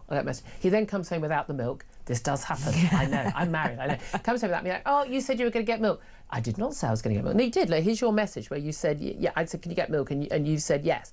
No, that's I think you're reading that out of context. I mean, that man would argue like on the head of a pin about, and you'd be sitting there going, no, look, it's in black and white. You said you'd get milk. That's why I didn't get milk, because you said you'd get milk. And he would argue to the nth degree. He would drive you up the wall as a husband. He's bad enough as a Prime Minister. Imagine having to live with him 24/7. But that's it. But I don't think he ever says, yes, sorry, I should have got milk. Exactly. He'll never hold his hands up. He'd probably get a focus group to decide how wrong his wife was in this situation. Get someone to put a statement out. Yeah, the fact is we've had Downing Street making a statement on his behalf. Let's get the Supreme Court to rule whether or not you said you'd get milk. Oh, now I accept that I should have got milk. Ta-da! I mean, but that's... It drives me up the wall, that man. Come on, seriously, kiss her. Be the bigger trans woman. Be the bigger trans woman, Keir Starmer. Stand up and admit, in the Commons today, you should have got milk. Yeah. Stand up and admit you were wrong. You were wrong, and that women were wronged, and that what you did was wrong. Maybe you did it for the right reasons. I don't think you did. I think you did it because you got no spine. But say that, I think that people will be quite forgiving. I think one of our cultural traits is we are a fairly forgiving nation. Yes. Yeah. I really like politicians who say, soz, messed up, shouldn't have done that. I That have was a mistake. lot more respect for people that do that. What do you make of that? Would you accept his apology? I'd love to hear from you. Give us a call. 0344 499 1000. I'd love to hear you on the English flag as well. And just finally, let's just go on to Ukraine. We talked about the economy a bit earlier. According to the latest sort of talks which have been downgraded here in the UK in terms of what's going to happen to Ukraine, by all accounts, Donald Trump plans to let Putin keep pretty much all the land seized from Ukraine, and wants Ukraine and the world to recognise that Crimea, for instance, is Russian territory.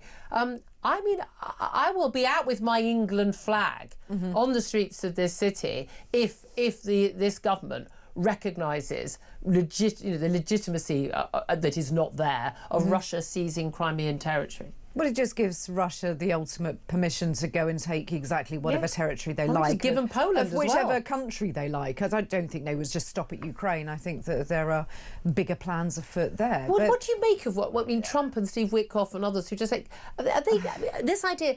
He wants to get peace, and possibly by the end of this week. It was in a day. Now it's by the end of this week. But then it's not peace; it's surrender. It is surrender, and I think they just almost feel that they're bored with it.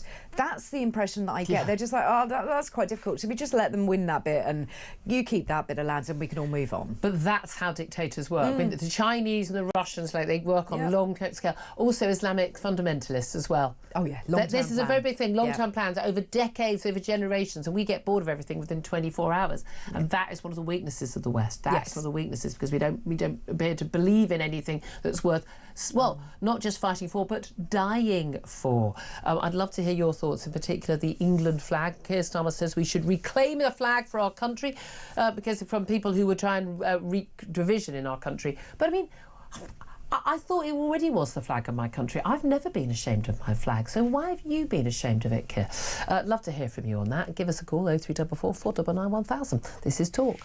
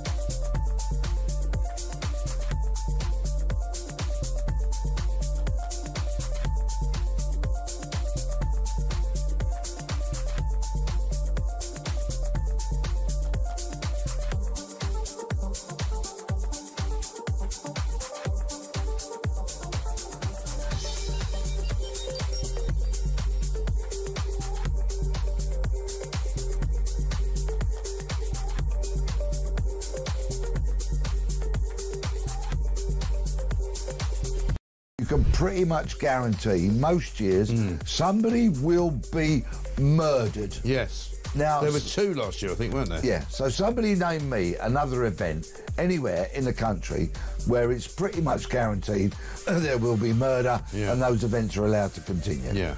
I'm not talking about drug deaths at festivals and that kind of stuff. Yeah. I'm talking about an organised murder. event. Yeah, an organised event where murder is most likely to happen, because I can't think of another one.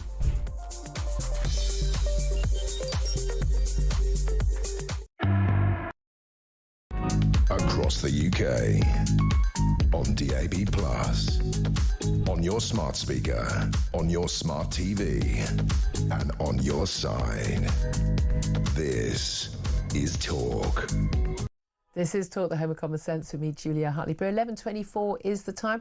Let's get straight to all your messages coming in about St George's Day and the reclaiming the England flag. That's what Keir Starmer wants to do, he says. Melanie says it seems to me that his rhetoric is always very divisive. Why not call for unity instead?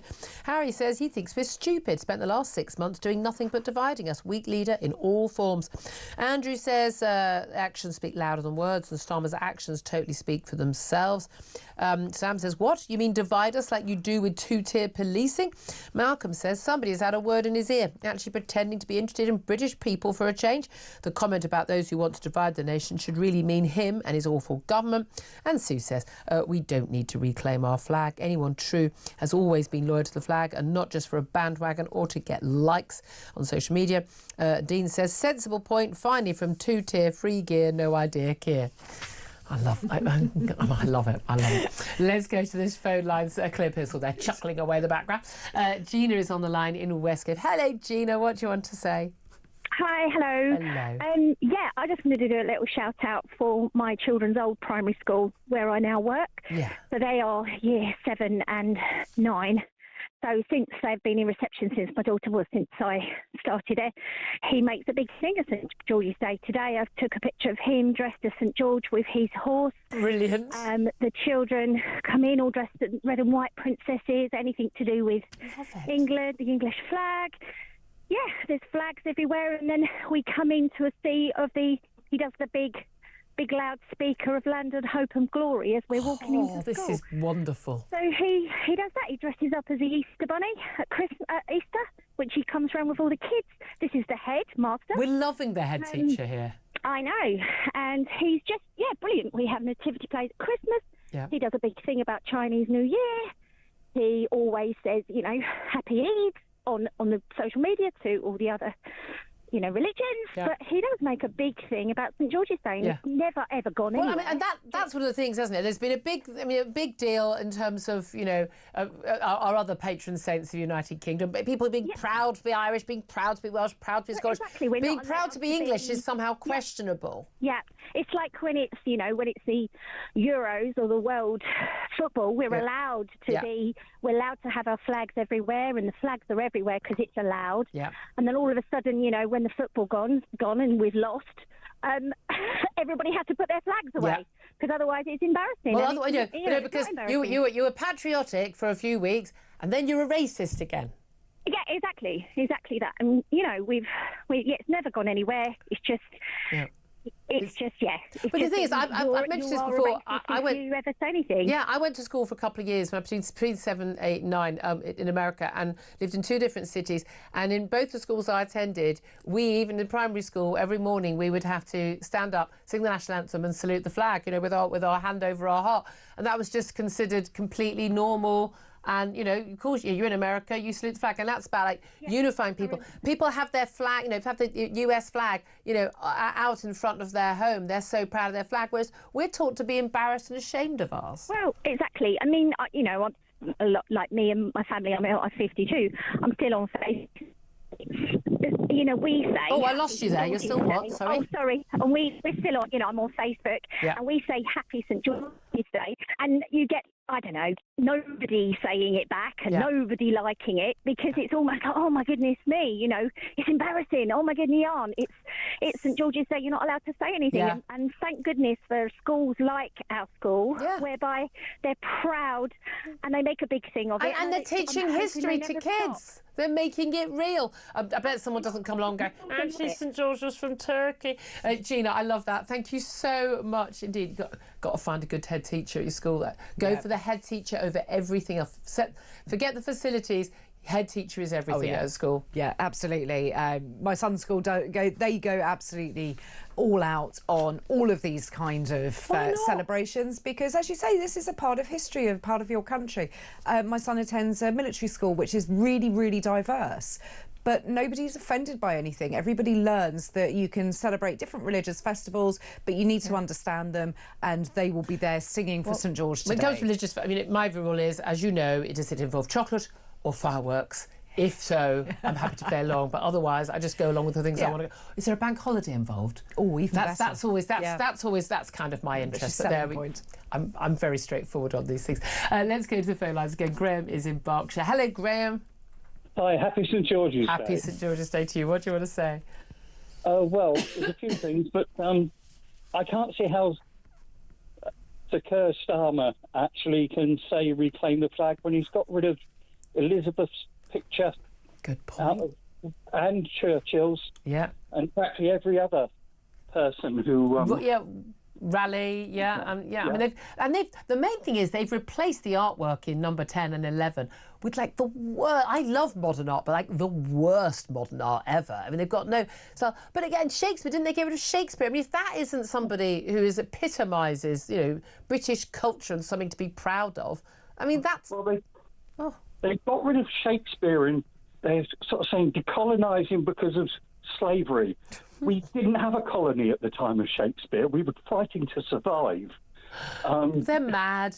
They're mad. So you're saying, look, there's no way that he could be really serious pretending he actually is proud of the flag, because actually he's sort of erasing all of British culture and English culture from the building where he works and lives.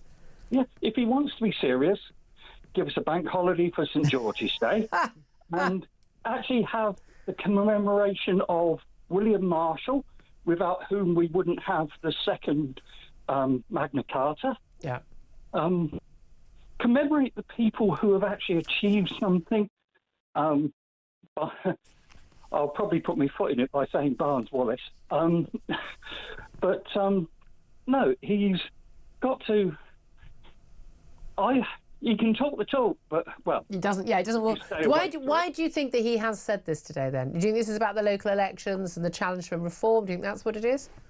It's about the local elections. It's about diverting away from his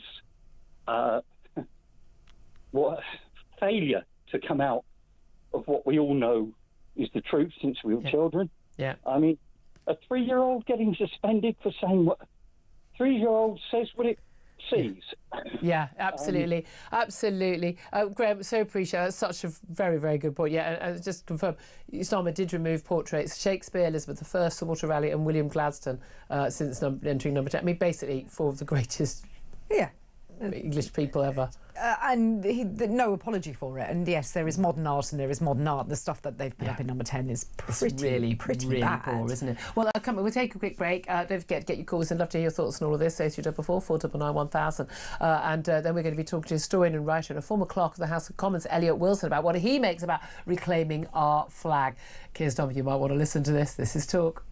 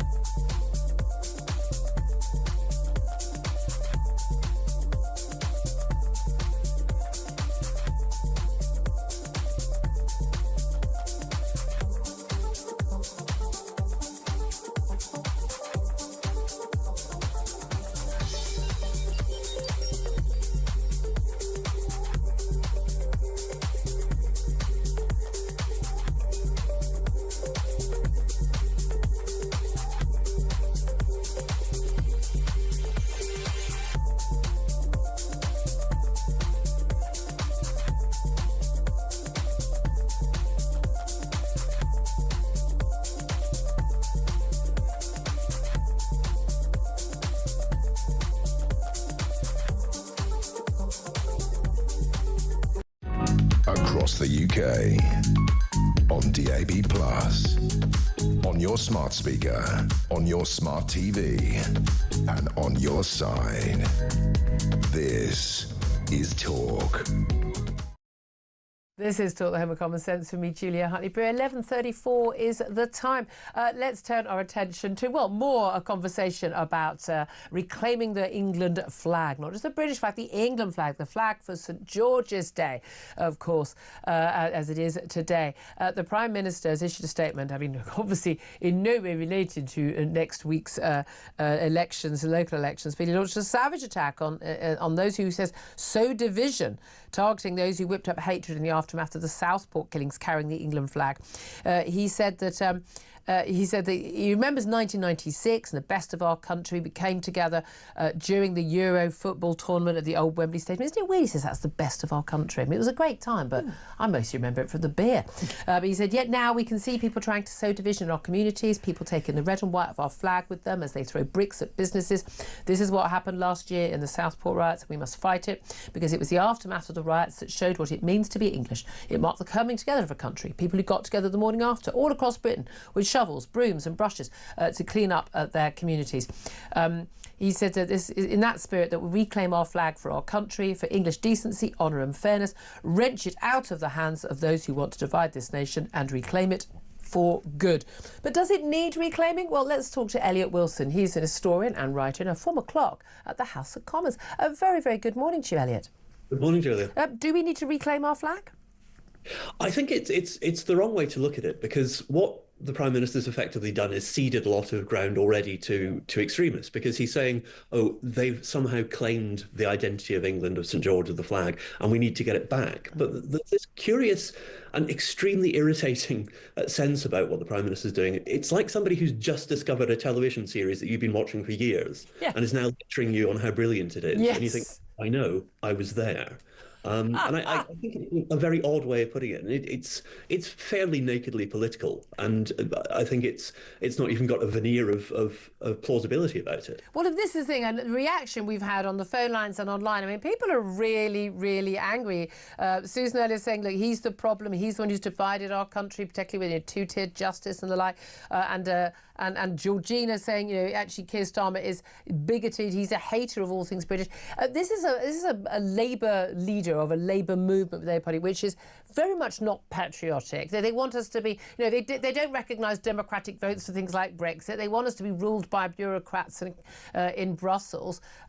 They seem to think, you know, Emily Thornberry, you know, Labour MP, that tweet way back when of Rochdale, the England flag being flown by, you know, white van man. They seem to actually just think, you know, we're all ghastly, horrible, racist, transphobic, God knows what else bigots. And they're ashamed of us and indeed how we vote and indeed of our history. Isn't that part of the problem, that he doesn't get how most of us don't share his loathing and fear of our flag?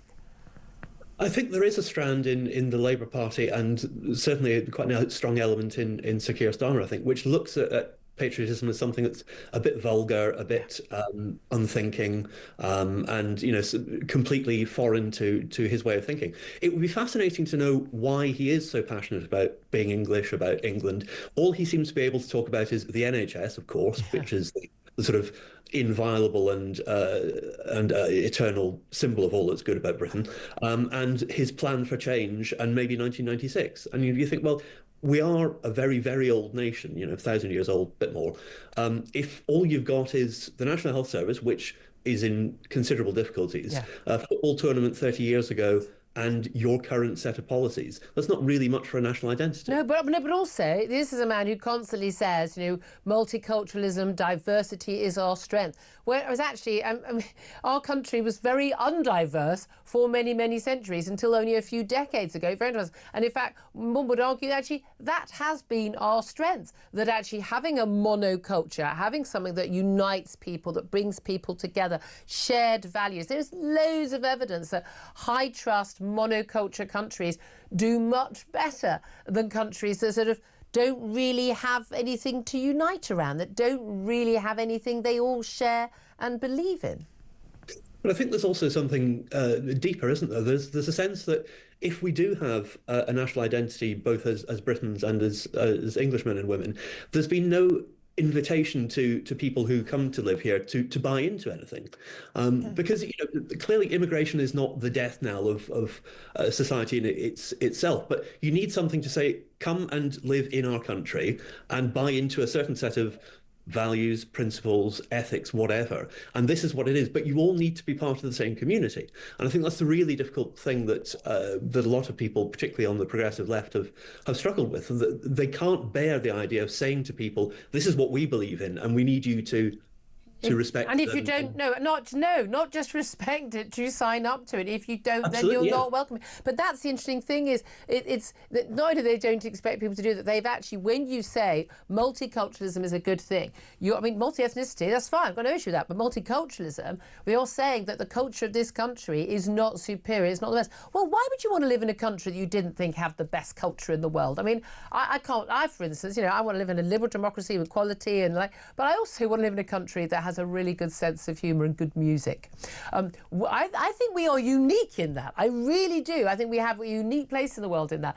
And I don't understand people who aren't proud of the uniqueness of our nation and don't want to protect that. Well, absolutely. The strange thing about the British, and actually I think it's particularly about the English, is that whereas a lot of countries will say, this is what we're about, this is what we celebrate. Yes, there are complications and it's more difficult than that in history, but we'll deal with that. But this is the headline. Whereas in England and Britain, we seem to say, it's all a bit complicated, so we can't talk about it. We'll just leave it be. And I think that's completely the wrong way to look at it. But when you say we, the trouble is, it's not we, the people, isn't it? It's the media classes, it's the political classes, it's the establishment that find it all a bit embarrassing. They still think that, Britain is the worst thing that happened to the world because we're white and there was slavery and the Industrial Revolution and carbon and they just the whole thing is all just terribly embarrassing and awful, and they really wish no one would notice. They're not proud of our nation and our history and our culture and our language and the gifts we've given to the world, whereas I think most British people are. I think you're absolutely right. I think there is, in some politicians, there's a kind of national cringe that they can't bear to think that we are in any way saying that not only that we're the best in the world, but that we're good at all. And I think if you talk to, the average voter, they will be patriotic. They won't think about it very much because they don't need to. Yeah. It's not something you need to analyse and dwell on. It's an instinctive part of you, but it's part of what makes you part of your culture and your society. But it's when you get people who suddenly realise that it's the 23rd of April and think, oh God, I'd better be patriotic. Quick, what can I say about the NHS? That I think people look at this with great scepticism and think that it's actually worse than saying nothing because it's fake. Yeah, absolutely. And it doesn't feel authentic at all. Do you think that genuinely Sir Keir Starmer sort of looks at the England flag, I would say even the British flag, the Union flag, and feels a sense of pride? To be honest, when I look at the Prime Minister, I have enormous difficulty in working out what he's thinking. I don't understand. I think he thinks that too. I think he has enormous difficulty working out what he's thinking. Very possibly. It does seem to swing wildly from day to day. I don't know.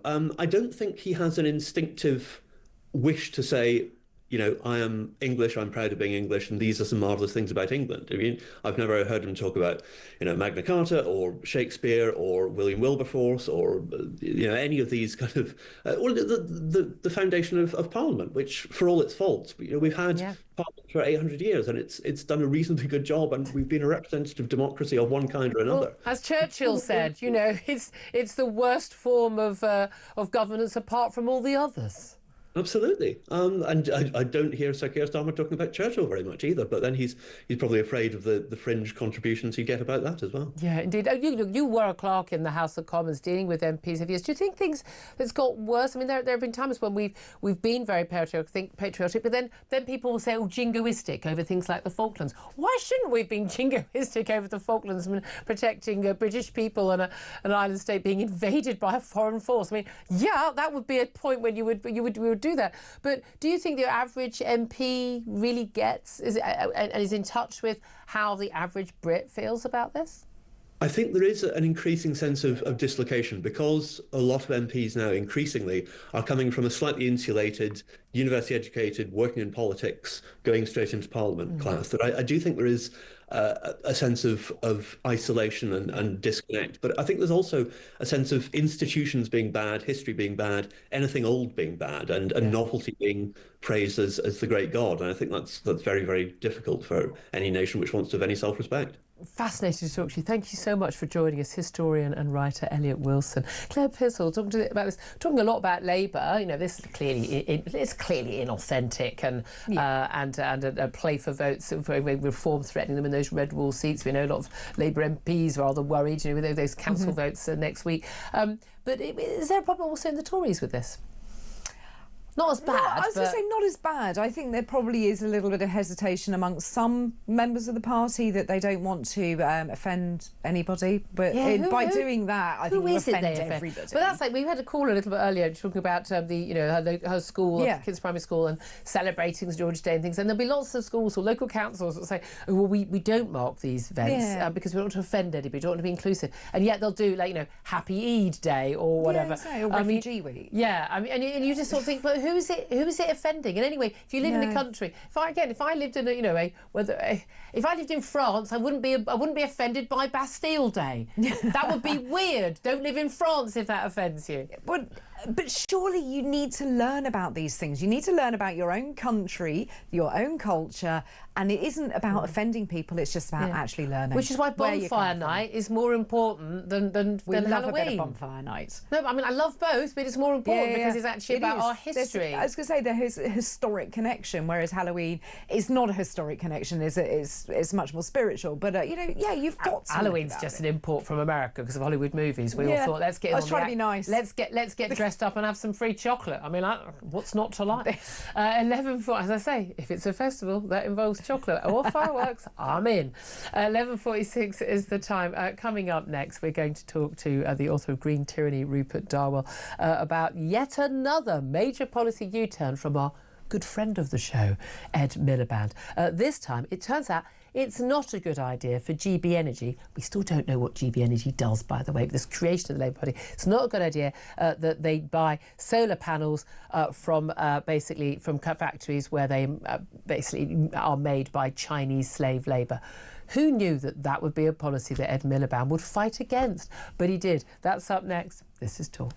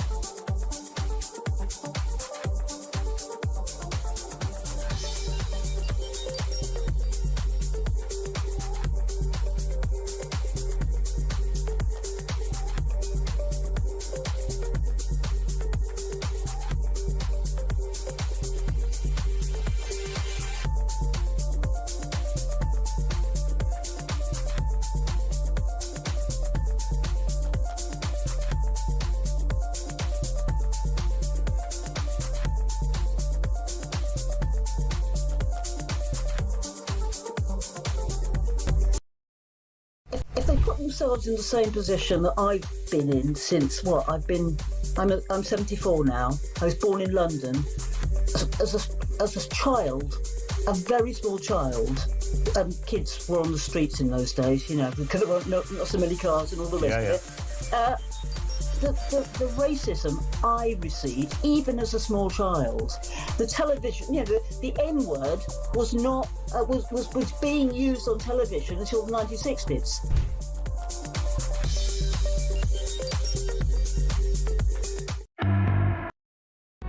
Across the UK, on DAB+, on your smart speaker, on your smart TV, and on your side.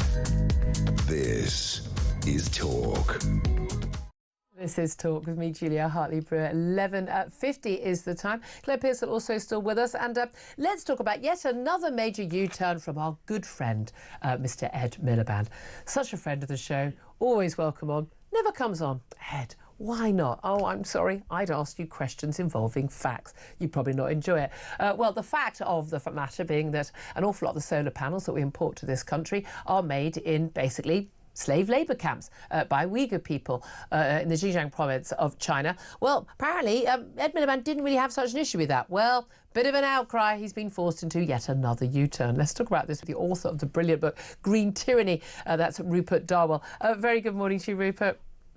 Good morning to you, Julia. I have to say, I think we knew this U-turn was going to come, though. But it is extraordinary that Ed Miliband was basically not ruling out. There was actually, an amendment to a bill in Parliament to try and stop the ability to actually buy any goods which could possibly have been made with slave labour, and he fought against that.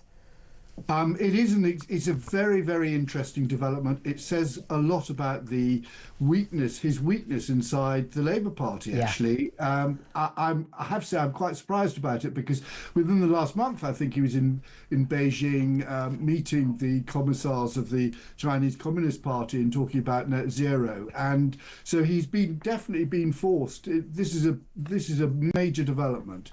Well, and again, and rather a good thing. Now, one of the reasons why we have all our, pretty much all of our solar panels and our wind turbines made in China, they export, I think 80% of those bought in the world are coming from China. It's because, the irony, they use coal-fired power stations to create the energy to cheaply make them. They also pay much lower wages, but in crucial parts of the country, people are effectively in slave labour camps. They are forced to work pretty much for free, just for sort of their survival. And I find it extraordinary that any government in this country, let alone a Labour government that professes to be so moral, would have ever said, yeah, that's fine, we'll allow that to happen.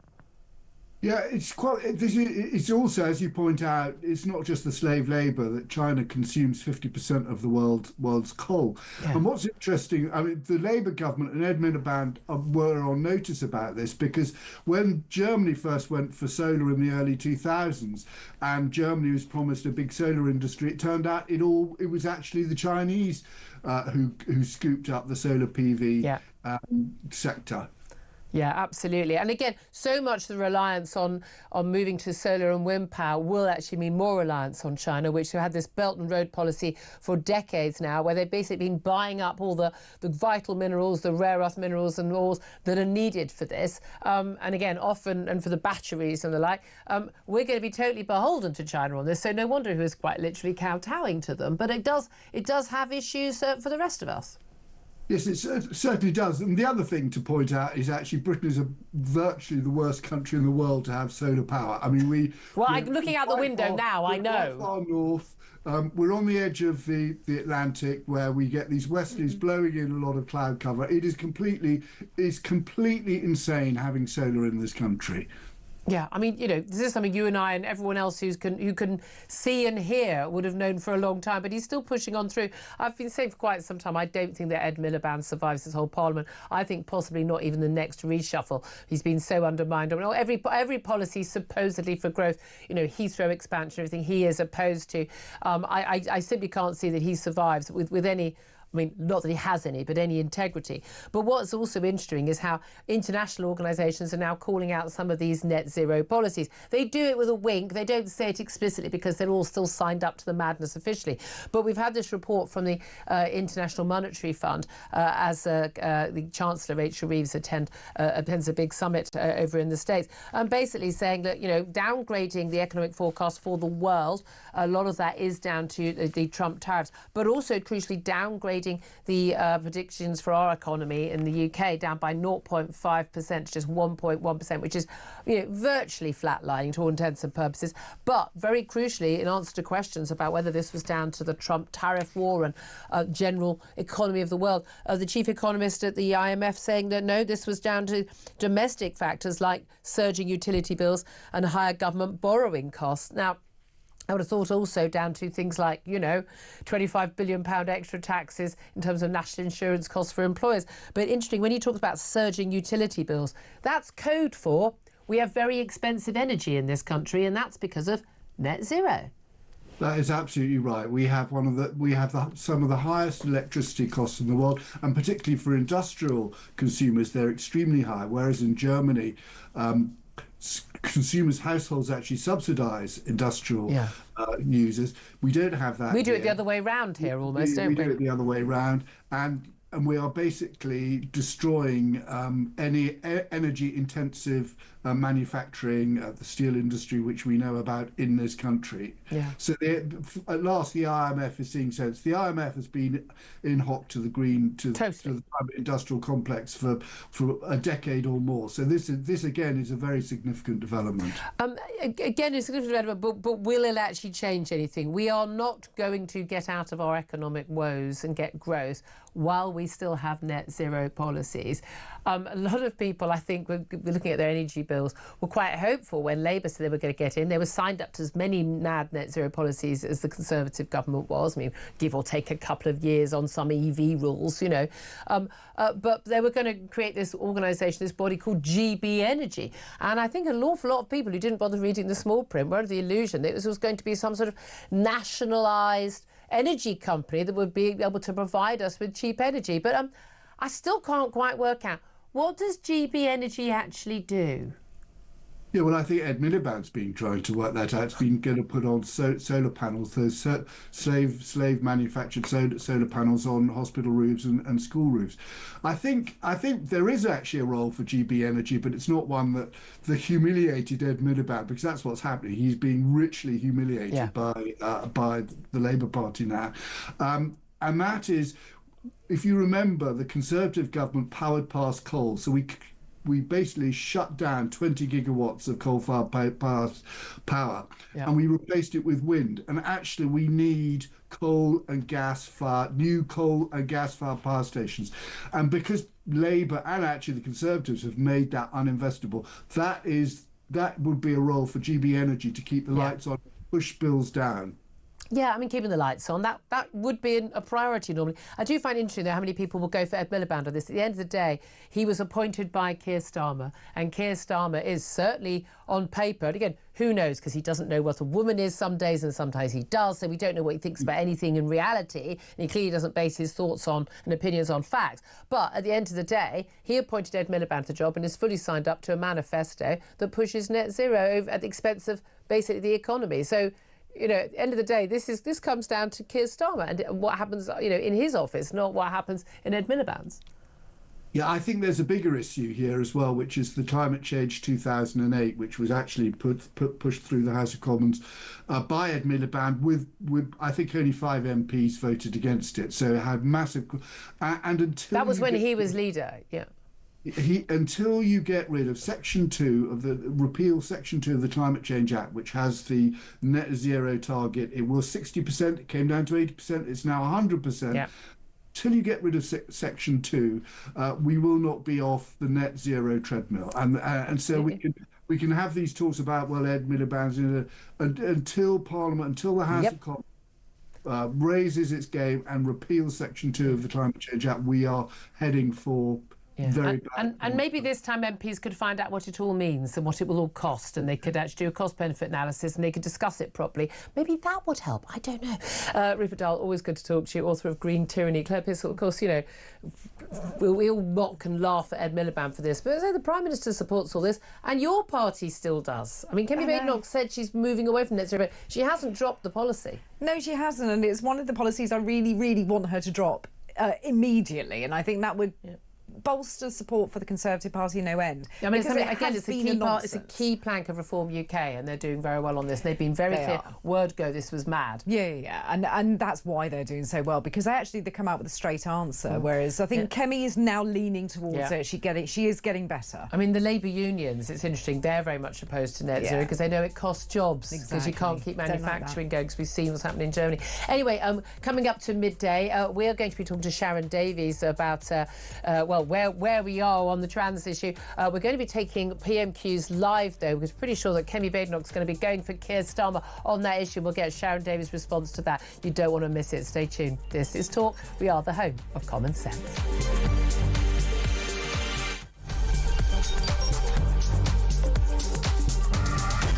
Good evening and welcome to Plank of the Week. It's the one show where you do not have to be worried about judgmental people, because we'll do all the judging for you. Let's just have a look at how Humphrey Useless is now spending his time. There goes your career, mate. Over there a bit is over towards where all the migrants come in. He's jumping there. There he goes. He goes over the bar. Hello, and mate. unfortunately, it catches on his Johnson. If he's plank of the week, he's got a sizable plank. That's a whole different show. Plank of the Week, Fridays at 7 on Talk.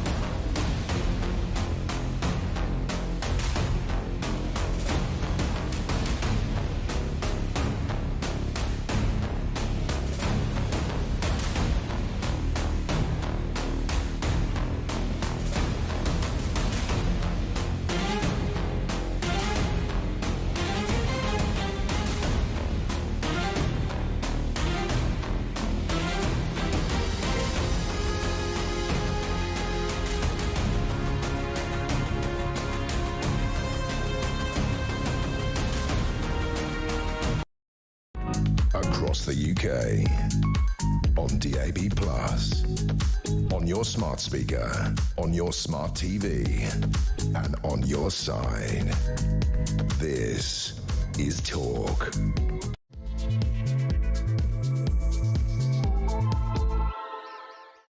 This is Talk, the home of common sense, with me, Julia Hartley-Brewer. Thank you so much for joining me.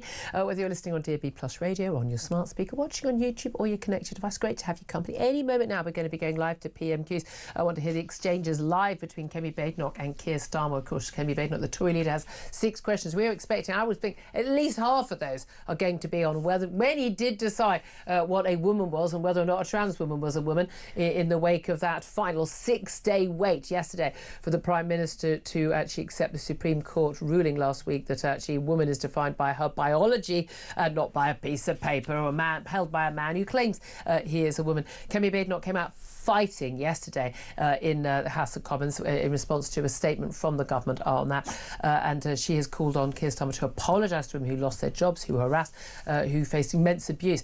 We're going to be talking to Sharon Davies, the Olympic medalist swimmer and author of the brilliant book Unfair Play, The Battle for Women's Sport, about all of that and get her reaction to what is said at PMQs. Also going to be talking about Ukraine coming up in this hour, and Donald Trump basically saying Putin can keep almost all of the territory he sees from Ukraine, and warning other countries, including Ukraine as well, to actually recognise that they legitimately own those parts of the country, including Crimea. How could we ever agree to that? We're going to be talking to Peter Cardwell a little bit later in the show as well, talk about the politics of what's going on at PMQs, and of course also talking more about St George's Day, and particularly the Prime Minister's calling on the English to reclaim our flag for our country on St George's Day today, wrench it from the hands, he says, of those who want to divide this nation. Your reaction to that, give us a call, 0344 499 1000.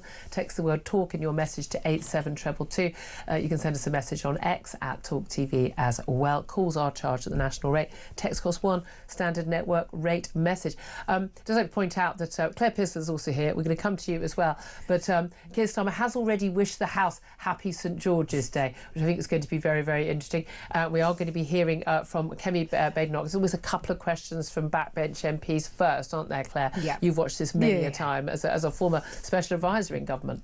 Yeah, that's right. You always have the same kind of movement of somebody opening up, asking Keir Starmer what his objectives are for the day, Right, not his objections, and then you get on to the random business, and then you get the 6 questions coming in from well, exactly. I mean, and again, she may choose to go on the economy, of course. We've got the Chancellor, Rachel Reeves, not by her side. She's over in Washington, the International Monetary Fund. Yeah. But of course, we've got the downgrading of the growth forecast for this country, given that the number one aim apparently of this Prime Minister was to achieve growth. Everything they're going to do, growth. The exact opposite of that is happening. Let's go live to the House of Commons right now because Keir Starmer, we're expecting, is about to get his first question from Kemi Badenoch. Let's go, make sure we don't miss a single word of that. Let's go live. Relevant Minister to discuss those issues. We now come to the Leader of the Opposition, Kemi Badenoch. Mr. Speaker, can I also wish everyone a happy St George's Day? And can I also associate myself with the remarks about the passing of His Holiness Pope Francis on Easter Monday? Being married to a Catholic, I know the profound loss for millions in Britain and across the world. Mr. Speaker, does the Prime Minister now accept that when he said that it was the law that trans women were women, he was wrong? Well, Mr. Speaker, let me be clear. I welcome the Supreme Court ruling on this issue. It brings clarity and it will give confidence to women and, of course, to service providers. The Equality and Human Rights Commission will now issue updated guidance, and it's important that that happens and that all service providers then act accordingly. This government's approach and my approach has been as follows: to support and implement the Supreme Court ruling, and we will; to continue to protect single-sex spaces based on biological sex, and we will; but also to ensure that trans people are treated with respect, and we will; and to ensure that everybody is given dignity in their everyday lives. I do think this is the time now to lower the temperature, to move forward and to conduct this debate with the care and compassion that it deserves, and I think that should unite the whole House. Mr. Speaker, he can't bring himself to admit that he was wrong. That was the question. But he spoke about respect and dignity and compassion and lowering the temperature. So will he now apologise to the member for Canterbury, the very brave member for Canterbury, for hounding her out of the Labour Party simply for telling the truth? Mr. Speaker, I've always approached this on the basis that we should treat everyone with dignity and respect, whatever their different views, and I'll continue to do so. And I'll tell you, Mr. Speaker, for why. Because when we lose sight of that approach and make this a political football, as happened in the past, then we end up with the spectacle of a decent man, and he was a decent man, the previous Prime Minister, diminishing himself at this dispatch box by making trans jokes whilst the mother of a murdered trans teenager watched from the public gallery just up there. That will never be my approach. My approach will be to support the ruling, to protect single-sex spaces and treat everybody with dignity and respect. And I believe there's a consensus in this House and the country for that approach. Mr. Speaker, there is no apology for the member for Canterbury. There is no taking of responsibility. He talks about political football. He practically kicked her out of his party.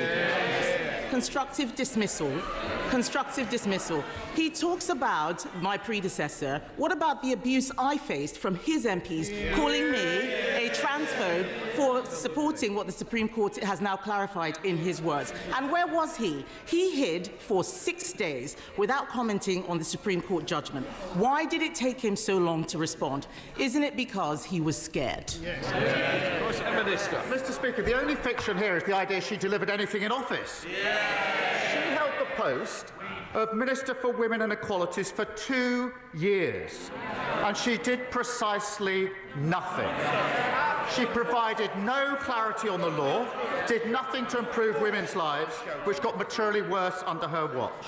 They talk, for example, about hospitals and mixed-sex wards, uphill and downdale. What happened in the last decade? The use of mixed-sex wards in our NHS rose by 2,000%. And there's a pattern of behaviour here. Women and Equalities Minister failed to do anything for women. The Trade Minister, who failed to get a trade deal with the US. The Business Minister, who failed to get a deal with British Steel. She's a spectator, not a leader. Mr. Speaker, I will tell him what I did. I stopped the gender... I will. Yes. When his Labour leader in Scotland was whipping his MSPs to get male rapists into women's prisons, I stopped that gender recognition bill. I helped commission the Cass review. I replaced the guidance on single-sex toilets. I made sure that the puberty blockers issue was resolved while he was sitting there cheering on the ideology that was taking away safe spaces. The Prime Minister stayed silent last week, presumably waiting for what Morgan McSweeney thinks. On his WhatsApp groups, some of his closest ministers were plotting to overturn the Supreme Court decision. Labour MP after Labour MP stood up yesterday and challenged the ruling. How can we take his government seriously on this? Well, I think the WhatsApp group you should be worried about is the one of his shadow Justice Secretary. Mr. Speaker, the mask has slipped just 1 week before the elections because the Shadow Justice Secretary is not here. A man who's doing everything he can to replace her. The man that most of them want as leader of their party has admitted that Reform and the Tories are working together. He said, I want this fight to be united. He said, he's determined to bring this coalition, he calls it, together one way or another. Well, I think we know what that means. Every Tory voter is appalled at the thought of paying for the NHS. Every Reform voter who hates what the Tories did the last 14 years, they're not Conservatives, they're a con. Who's playing political football now? He's got no answers, Mr. Speaker. He's got no answers. Yesterday, Labour MP after Labour MP challenged the ruling. He should be more worried about his backbenchers than my frontbenchers. His Labour ministers called the chair of the Equality and Human Rights Commission appalling. Baroness Faulkner's role is critical to enforcing the court's judgment. She has had to put up with relentless abuse, not just from his front bench, but from activists and ideologues. Reappointing her will be a clear sign that he is taking this issue seriously. So will he commit to reappointing Baroness Faulkner when her term expires this year? Mr. Speaker, I've always said the debate should be conducted properly on the principles of debate. I've said it many, many times.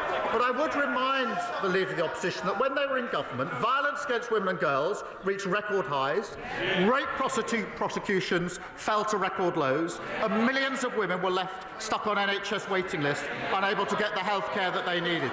Under this Labour government, NHS waiting lists down by more than 200,000, domestic abuse specialists in 999 control rooms. We've strengthened access to maternity pay, something she calls excessive. She talks about political footballs, but a coalition between Reform and the Tories being formed behind her back, we know what that means when the Shadow Justice Secretary and the member for Clacton cook up their joint manifesto. NHS charging a pro-Russia foreign policy, end to workers' rights. Just as the Love government lost control of the economy, the borders and health, in 6 short months, she's lost control of her party. Mr. Speaker, he's clearly so uncomfortable talking about this subject. Yes. This is a choice between a Conservative Party that stood up for common sense and a Labour Party that bent the knee to every passing fad. This is a question about moral courage, Mr. Speaker, about doing the right thing even when it is difficult. And the truth is, he doesn't have the balls.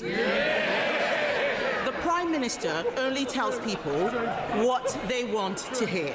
He only tells people what they want to hear. He is a weather vane who twists in the wind. He cheered an ideology that denied safe spaces to women and girls because he thought it was cool to do so. He hounded a brave female MP out of his party for telling the truth he accepts now. And now he is hiding behind the Supreme Court judgment. And isn't that because he doesn't know what he actually believes? I can only assume that sounded better when she did it in the mirror earlier on. But the truth is, it doesn't really matter what the Leader of the Opposition says, because nobody believes, none of them, that she's going to lead them into the next election anyway. It's going to be the shadow justice. He's away plotting. That's why he's not here today, Mr. Speaker. And the member for Clacton fighting over the bones of the Tory party. And they think Reform are going to give them their votes without changing their policy. Absolutely no way. The member for Clacton's going to do what he always does, eat the Tory party for breakfast. Thank you, Mr. OK, well, that was very, very lively. Now, we don't normally take PMQs live because it's not normally as lively as that. As I always say, I like you too much to force that on you.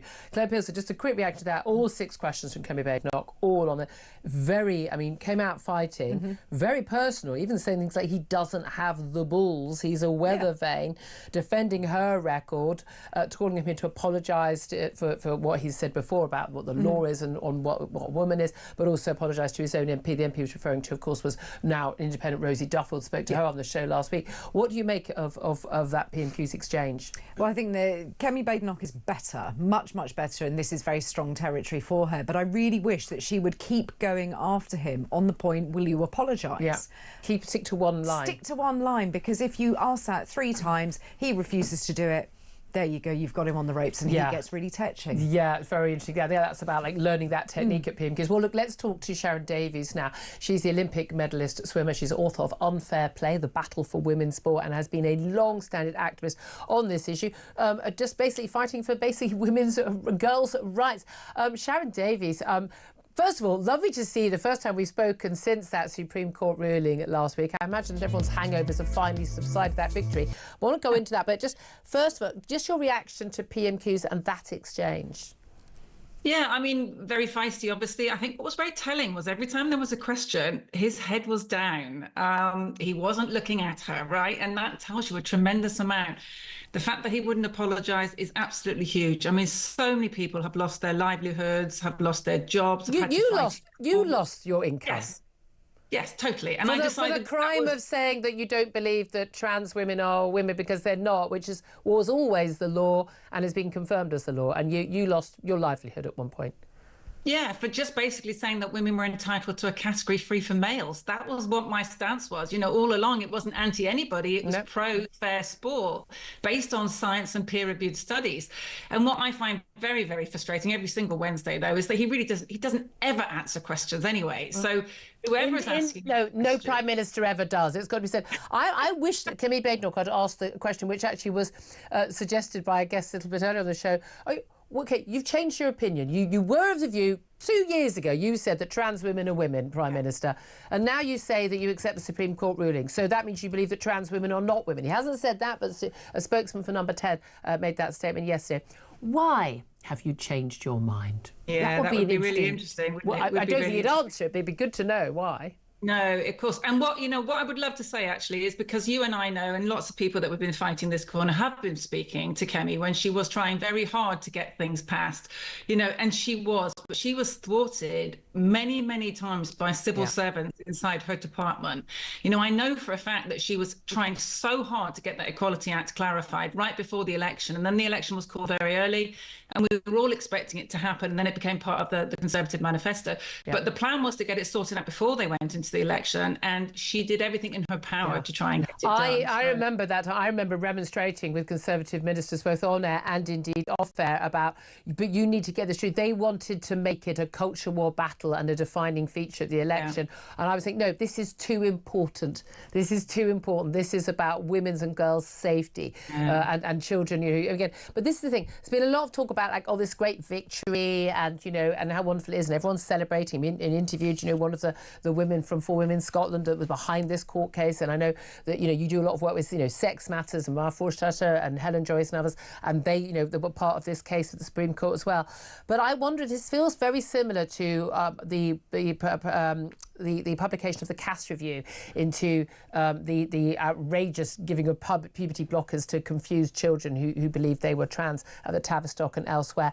Great victory for common sense. You had, people, across the board, political spectrum going, oh, absolutely, we completely accept it. Although there was nothing in the Cass Review that was actually new. You and I and anyone paying attention could have known a lot of that stuff. We had the, the NHS is no longer going to provide this treatment. But now there's been a bit of backtracking. OK, your private clinics can do it. People can get puberty blockers from abroad. People can be part of a study that would allow that children to be given these experimental drugs. Are you as fearful as I am that, despite this ruling at the Supreme Court, ways will be found to get round this otherwise clear-cut decision by the court? Yeah, absolutely. And it was always ridiculous that a £6 piece of paper, which could be got extremely easily, what people don't understand, and the mainstream media do not explain this deliberately, that there's no surgery required. There was absolutely nothing required other for you to supposedly live as a woman. Well, what is living as a woman? Exactly. If I was to go and live in the cage in the zoo and put on a spotted coat, does that mean that I'm living as a cheater and then 2 years later you're going to call me a cheater? It's not probably true. Probably in this country. In the real world. Exactly. So this is about reality, and I think that maybe the one thing that might come out of this, and did come out of the Cass report, was that we were allowed to talk about this a bit more, that people were given a voice. I mean, I think today actually on Women's Hour, those brave women from Scotland were actually allowed to speak. That is the first time in 10 years that they've been allowed to go on to the BBC and speak and to put the other side of the argument. So maybe that will be a very big BBC pretty slow on this one. Women's. I mean, again, I'm appalled by the idea that there's Women's Hour anyway. How offensive! What, men get the other 23 hours? It's an absolute joke anyway. But the biggest single issue for women's rights in the last decade, and they've barely ever touched it. If they've done, they've always done it from the point of view of the men dressing up as women and claiming to be women. In terms of Keir Starmer, though, we're told he now accepts that he was that the Supreme Court ruling. He hasn't admitted that he was wrong. He hasn't admitted not only that, I mean, it's clearly insane to claim that you believe that trans women are women, because why would anybody who's got eyes and ears, and certainly a highly educated man like himself, believe that a man could become a woman? There's no medical or any evidence that could be the case. Would it make a difference to you if he had got up, the day of the Supreme Court ruling even, and said, I'm sorry. I thought I was doing the right thing. I thought I was being kind. I was worried about this minority group. Now I realise that what I did was wrong, and I'm really glad that the Supreme Court has clarified it. I'm going to do my best to make sure I protect women's and girls' rights. Obviously we can be respectful and protect rights of trans people, but those rights do not include using, getting women's rights. Those are two different things. And I was wrong, and I'm sorry, and I'm really sorry for all the people who have been hurt by this, because there are many thousands of women who've lost their livelihoods, men and women who've had their voices taken from them because of getting disciplined at work when they talk the most basic biological fact in a very calm and respectful way. We've seen women who've lost out on medals, on getting onto sports teams, on even winning, park run for, records and the things like that. Women who've had the abuse, I mean, the rape threats, the murder threats against people like J.K. Rowling and others. If he did say, I'm sorry, I got it wrong and I realised the error of my ways, would that change things for you? I mean, it would be nice to hear. I don't think it would change absolutely anything. I mean, the gaslighting that we've seen in the last, 6 days from numerous Labour politicians that that we've got all of the evidence, on Twitter and all sorts of other TV programs that they've done saying, trans women are women. And, that can't just disappear overnight. People don't just all of a sudden change their opinions. The sad truth is we have to be so careful with our politicians. I don't know how we get around this, because it's become such a huge problem that politicians will say whatever gets them the votes. They won't say what they necessarily believe. They won't say what's in the interest of the general public or the interest of our country. This is now about the interest of their job. And I just feel very sad that that's where we have now got with politics, full stop. These people are no longer serving us, the people. They're serving themselves. Well, and again, I don't know. I never understood why they thought it was something to say that people would agree with, when most people were going, "You're all crazy for thinking that." And again, it's one of the reasons I said we need to stop using phrases like trans women, because lots of people in the general public, I think, oh, they must be a woman, or at the very least they're a man who's cut their bits off and has somehow grown a vagina and breasts, and is now literally a woman, and you'd never know. Whereas the vast majority of people, even the ones with gender recognition certificates, haven't even had a single hormone. And it wouldn't make a difference anyway. They'd still be men. Full stop, end of. But here's the thing. Bridget Phillipson yesterday, she's Education Secretary, but also Equality and Women's Minister. She was another classic one who sort of, oh, I've never said this. Yeah, you did. You literally said it, a few weeks ago, that trans women are women. Do you know what's really fascinating, Julia? Is just ask the simple question. Why do we have a separate men and women's category in Well, we know why, okay? Why do we have separate toilets for men and women? Well, we know the answer to that. So what is the criminal behaviour of trans-identifying men? Well, do you know what? It's actually worse statistically than men. So why would we actually turn around and then say, well, then they can go in the toilets? None of that makes any sense when you look at the actual facts and the stats. But we're constantly told, we're told that the trans-identified men who call themselves trans women, they don't want to go in the men's toilets because it's unsafe for them. And then you go, and why is it unsafe? Oh, because there are men in there. Oh, really? Do you think there was a reason why we wanted our own toilets and changing rooms? It is quite bizarre, isn't it? But I just want to say, Bridget Phillipson, though, yesterday, one of the things she talked about how we want to protect trans rights. Absolutely. I'm not quite sure what rights trans people think they don't have that everyone else has. But also talking about how stopping, oh God, I've never read what the phrase is. When you have these Christian groups that basically try and basically de-transition you, can anyone help me in my ear? This idea that we would stop people from being basically, talked out of being either gay or conversion therapy. Someone's just shouted in my ear, conversion therapy. She mentioned that in her statement yesterday. Now, one of the concerns about the bill on conversion therapy, Sharon, was that a parent, a teacher, or even a psychotherapist, and a child who's confused and is, for some reason, thinks they're born in the wrong body, to actually say to that child, you're not born in the wrong body, you have other issues, that would be banned under that law. Yeah, and that would be really, really wrong, because the problem is we have got a mental health crisis in our young people, as we know. And again, if we look at the statistics of young people that are trying to identify out of their biological sex, it's 5 to 1 for girls to boys, which again is never really talked about. All right, we only ever talk about how this affects men. We're not talking about how it affects women. Why are they wanting to identify out of their biological sex? The autistic numbers are off the scale. Children that come from vulnerable backgrounds, children that have been sexually abused, all of these numbers are off the scale, which was in the CAS report. But also gay children. Yes, and gay children. So we're almost transing away the gay. That's what we're doing. We're telling children that it might be more effeminate or slightly more masculine, that then they must be in the wrong body. And we're giving them chemicals and drugs which will ruin their lives. It will make them sterile, it will make them ill, and it will potentially shorten their lives. And it will make them customers for the pharmaceutical industry for the rest of their lives. Kids that probably would have just grown out of this dysphoria if we'd given them support throughout puberty. Absolutely. What's really important to understand, puberty is not an illness. Yes. It's not, but it's being treated as if it is. And again, this is part of the medicalising of normal human emotions, worrying about your body and your sexuality and things like that. Just finally, PMQ is still ongoing. We're not taking the rest of it, though we're going to be hearing from Peter Caldwell about what else has happened. But just finally, Kemi Badenoch, in the exchanges, she calls on the Prime Minister to accept he was wrong. She called for an apology as well. I just want to ask you just finally, Sharon Davies, what do you think that Keir Starmer has all this time really thought? Do you think he genuinely believed that a man who, with or without hormones, with or without surgery, with or without a gender recognition certificate, actually was a kind of woman? Or do you think he was just saying that? I think he was just saying it. You know, I think it was just a political line. Which is worse, though? Which is worse? Yeah. Well, that's the why political line for me, because either a liar or truth. crazy.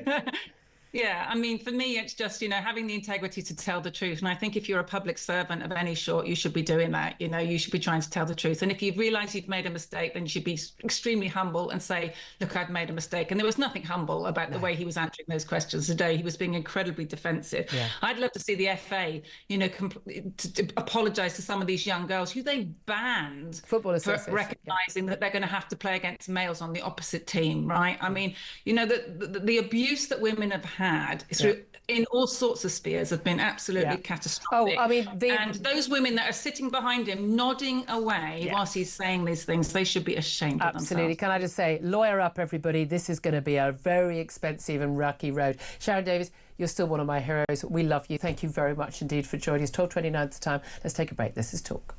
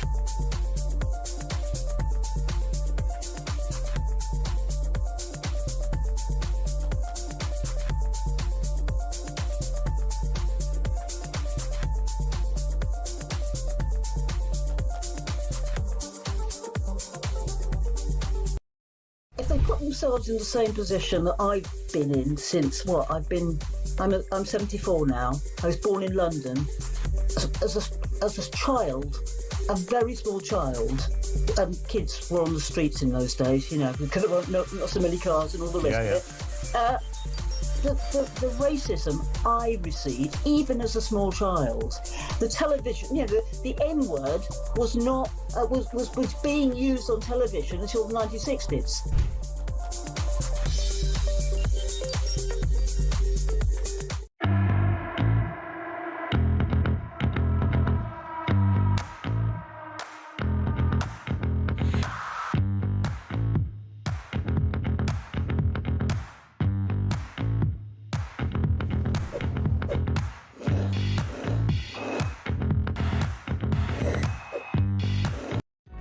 Across the UK, on DAB+, on your smart speaker, on your smart TV, and on your side. This is Talk. Very good afternoon to you. This is Talk, the Home of Common Sense. 12:32 is the time. Let's talk about Ukraine right now. Don't forget, we're going to get more of your calls in just a couple of moments on the England flag and Keir Starmer calling the English to reclaim our flag for our country. It's interesting that only came up, just wishing everyone happy St George's Day at the beginning of PMQs before those very, very bitter clashes between him and Kemi Badenoch on the trans and women's rights issues. We're also going to be talking to Peter Cardwell very, very soon about what else has happened in PMQs, and also those references from Keir Starmer you've heard to what Robert Jenrick is up to. Is he on manoeuvres for the leadership of the party?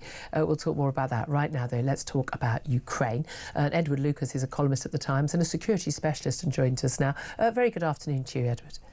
Hello, Julia. Thank you so much. We've got these ceasefire talks in London and they're being held, but they have been downgraded, we're told, and will no longer include the US Secretary of State Marco Rubio or the Special Envoy Steve Witkoff. He's maybe got a round of golf to play with Putin. Who knows? That's what he mostly seems to be famous for. Instead, the meeting will take place between senior officials with the UK, France, Germany, Ukraine and the US.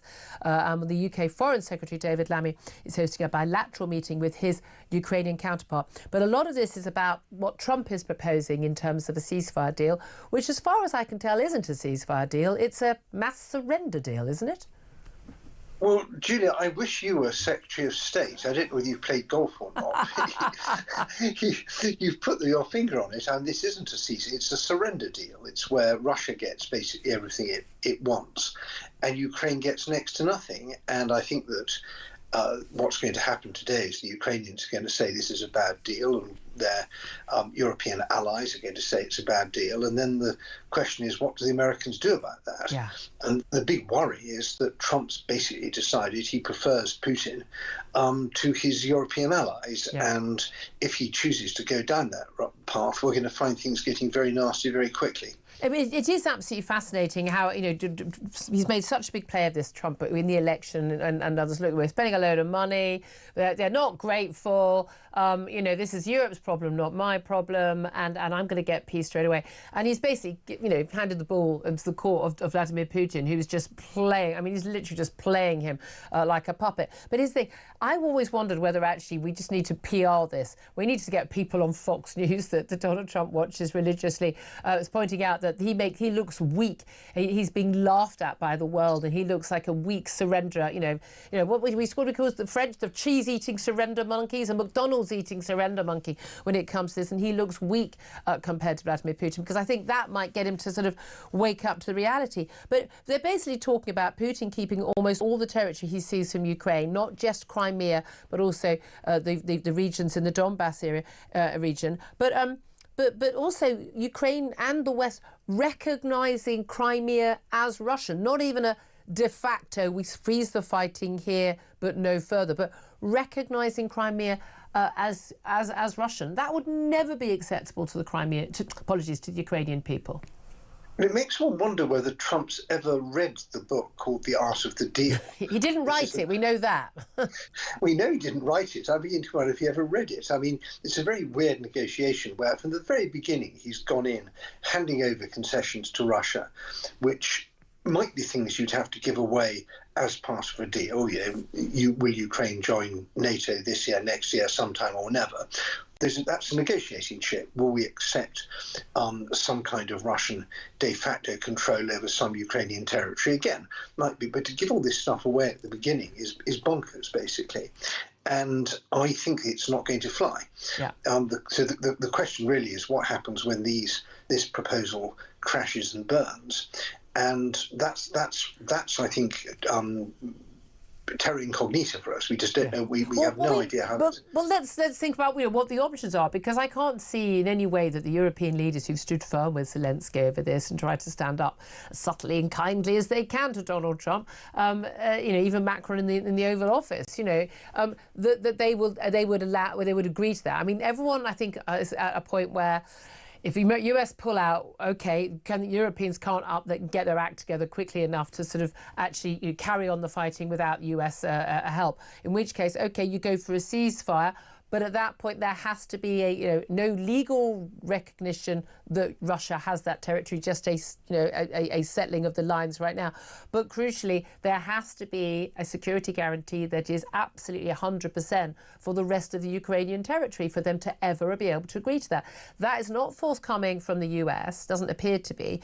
The Europeans basically aren't in a position to do that. This coalition of the willing seems to have gone remarkably quiet in the last few weeks. What are the options? If the Ukrainians say, we're going to keep on fighting, then they're going to keep on fighting. They are. And I think Trump hasn't perhaps realised that the Europeans contribute considerably more than the Americans do in cash terms. And you have countries like small countries who've done a huge amount relative to their size, also quite big countries that have done, Denmark's done a fantastic job. And there's plenty. What the Ukrainians need most of all now is money. They have a very good defence industry, probably the best defence industry in Europe. And what they most of all need is to run it at 100% capacity rather than half capacity. Yeah. So that's something. Well, we could give them all of the Russian money, all the money that's been frozen in European banks. Hand that over tomorrow, no problem with that. Well, we need to do that quick because the Hungarians are going to veto that next time the vote comes up on the freezing of that. So there's plenty we can do. I think the idea of putting Western troops or British or French or whatever troops into Ukraine is very questionable. If we weren't willing to do that when Ukraine was winning, why were we willing to do that when they're on the back foot? So that, I think, and what would happen if Russia attacks them? Do we send a cross press release? Do we shoot back or what? Yeah. And sadly, 30 years of neglect means that Europe's not in a state to do for Ukraine what we did for West Germany during the Cold War. That is the worry, isn't it? Thank you very much indeed for joining us, Edward Lucas. He's a columnist at The Times and security specialist. Thank you. Just actually some breaking news. J.D. Vance, the US Vice President, on a visit to India at the moment with his family. He's warned that Ukraine and Russia must accept the US peace proposals or face the US walking away. He said it's time for them to either say yes or for the United States to walk away from this process. Now, that's just echoing something that was said at the weekend, wasn't it, Claire Pissell?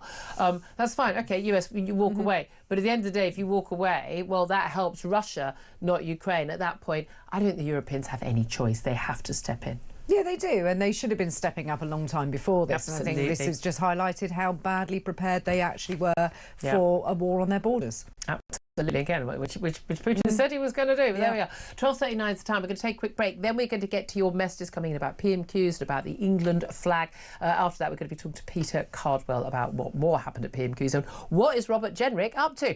This is Talk, the Home of Common Sense.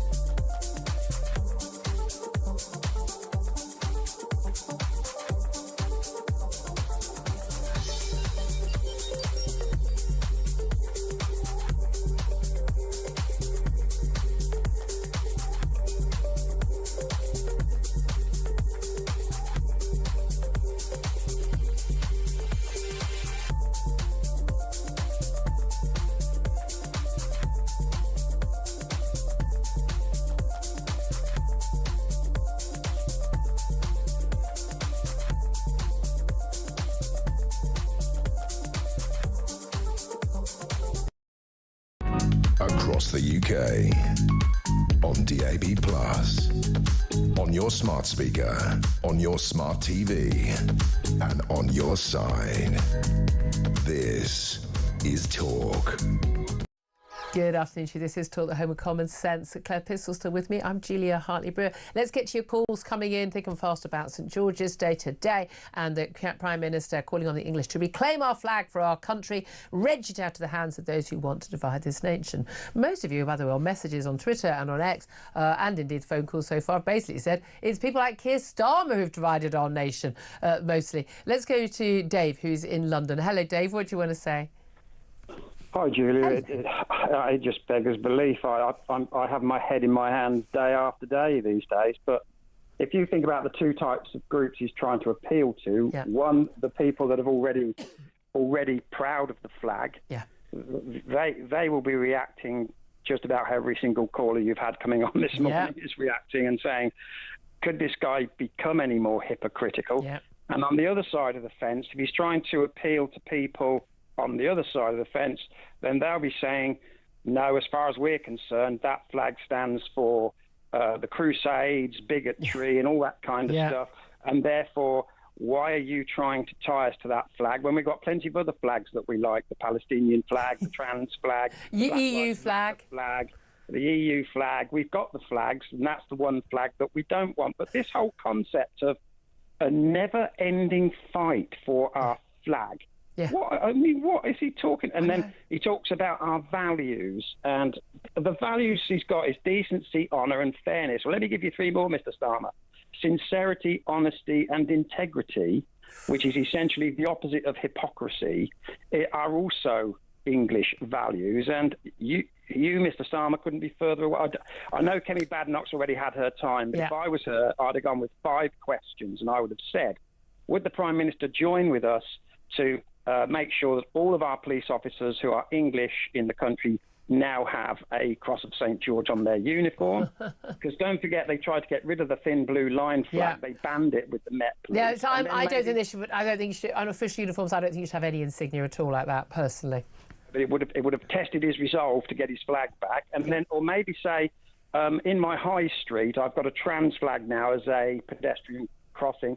Can I have a red and white crossing? Like the black and white zebra crossing, to reclaim the colours of our flag. And on all of these things, he will just go no. And to stand there with that silly bit of bunting, which looked like something that my nan used to have, I love it. Dave, I just wish that you felt strongly about this issue.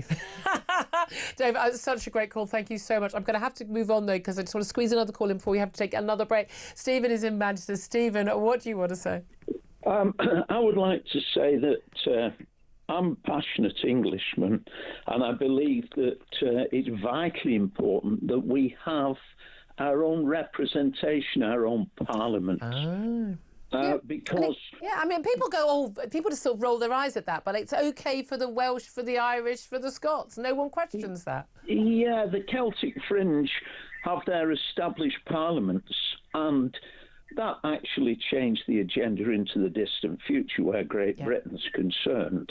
But who will speak for the English? And the danger with England now is that the political establishment, through mayoralties and regional parliaments, will try and carve up England and dispense with the notion of England. I mean, England gave so much to the world. We're such a profound nation and part of the United Kingdom, the real driver behind it all. I want my own representation. I want an English parliament. Very interesting. Thank you so much, Stephen. Appreciate that call. Claire Pearsall, final word on that. It is interesting, but there is a mechanism in the House of Commons to sit in Grand Committee mode when you are discussing purely English matters. Purely English matters. So if it's health and it's devolved to Scotland or Wales, then those MPs aren't allowed to vote on those issues? Absolutely not. No, you're going to Grand Committee mode and it is English votes for English issues. All right then. And in terms of, just finally, the Prime Minister on the flag, do you think that he sounded sincere? No, he didn't. There was no authenticity there. I really wanted him to come in wearing a Union Jack tie or have a handkerchief in his top pocket, just in case, just to show us that he really meant it. But no, the voice has gone again. I'll just carry on talking. Let's go to a break. Peter Carpel up next. Big thanks to Claire Pearsall. Thank you.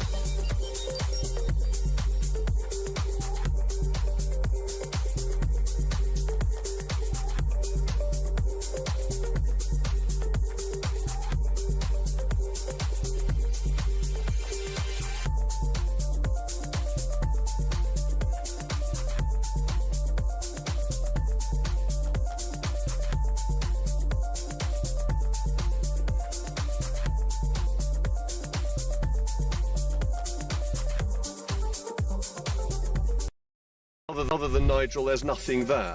Nigel is the be-all and the end-all of reform, and therefore they're very dependent on him. And if Reform got this huge number of seats at the next election, how would it form a government? Who would the Chancellor of the Exchequer be? None of these questions are answered, and I think as we got closer to a general election, those would be questions at the forefront of people's minds. So I would very much like to see a cooperation between Reform and the Conservative Party, as I think most Conservatives and most Reform supporters believe in broadly the same things.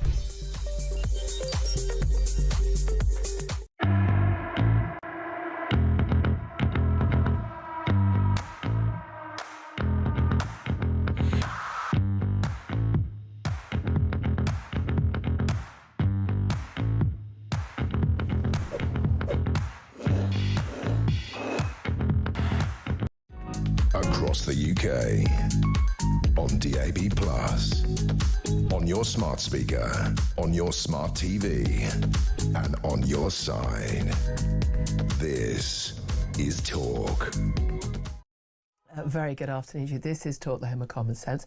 I'm here. Luckily, somebody who hasn't got a cough is the Talk presenter and political commentator, Peter Caldwell, who's also here. A very good afternoon to you. Hi, Julia. Now, as you know, normally on a Wednesday we get you to watch PMQs, so we don't have to, because often it can be a bit of a yawnsville, whether there are any highlights or not. You are here with some of the highlights, because we took it live. I have to say, we thought Kemi Badenoch was going to go in hard. She was on fire yesterday, on fire today. I very much don't think these two people like each other, Keir Starmer. They certainly don't. They certainly don't. And he did all he could. You've seen the trans answers, because I know you took them live a little bit earlier this hour. But in the rest of those exchanges, it was all about Robert Jenrick, the Shadow Justice Secretary. Wasn't it? Yeah, because he, of course, gave this talk. He thought it was private to a Conservative. Did he? Yeah, well... No, let's explain the context for people who've got lives.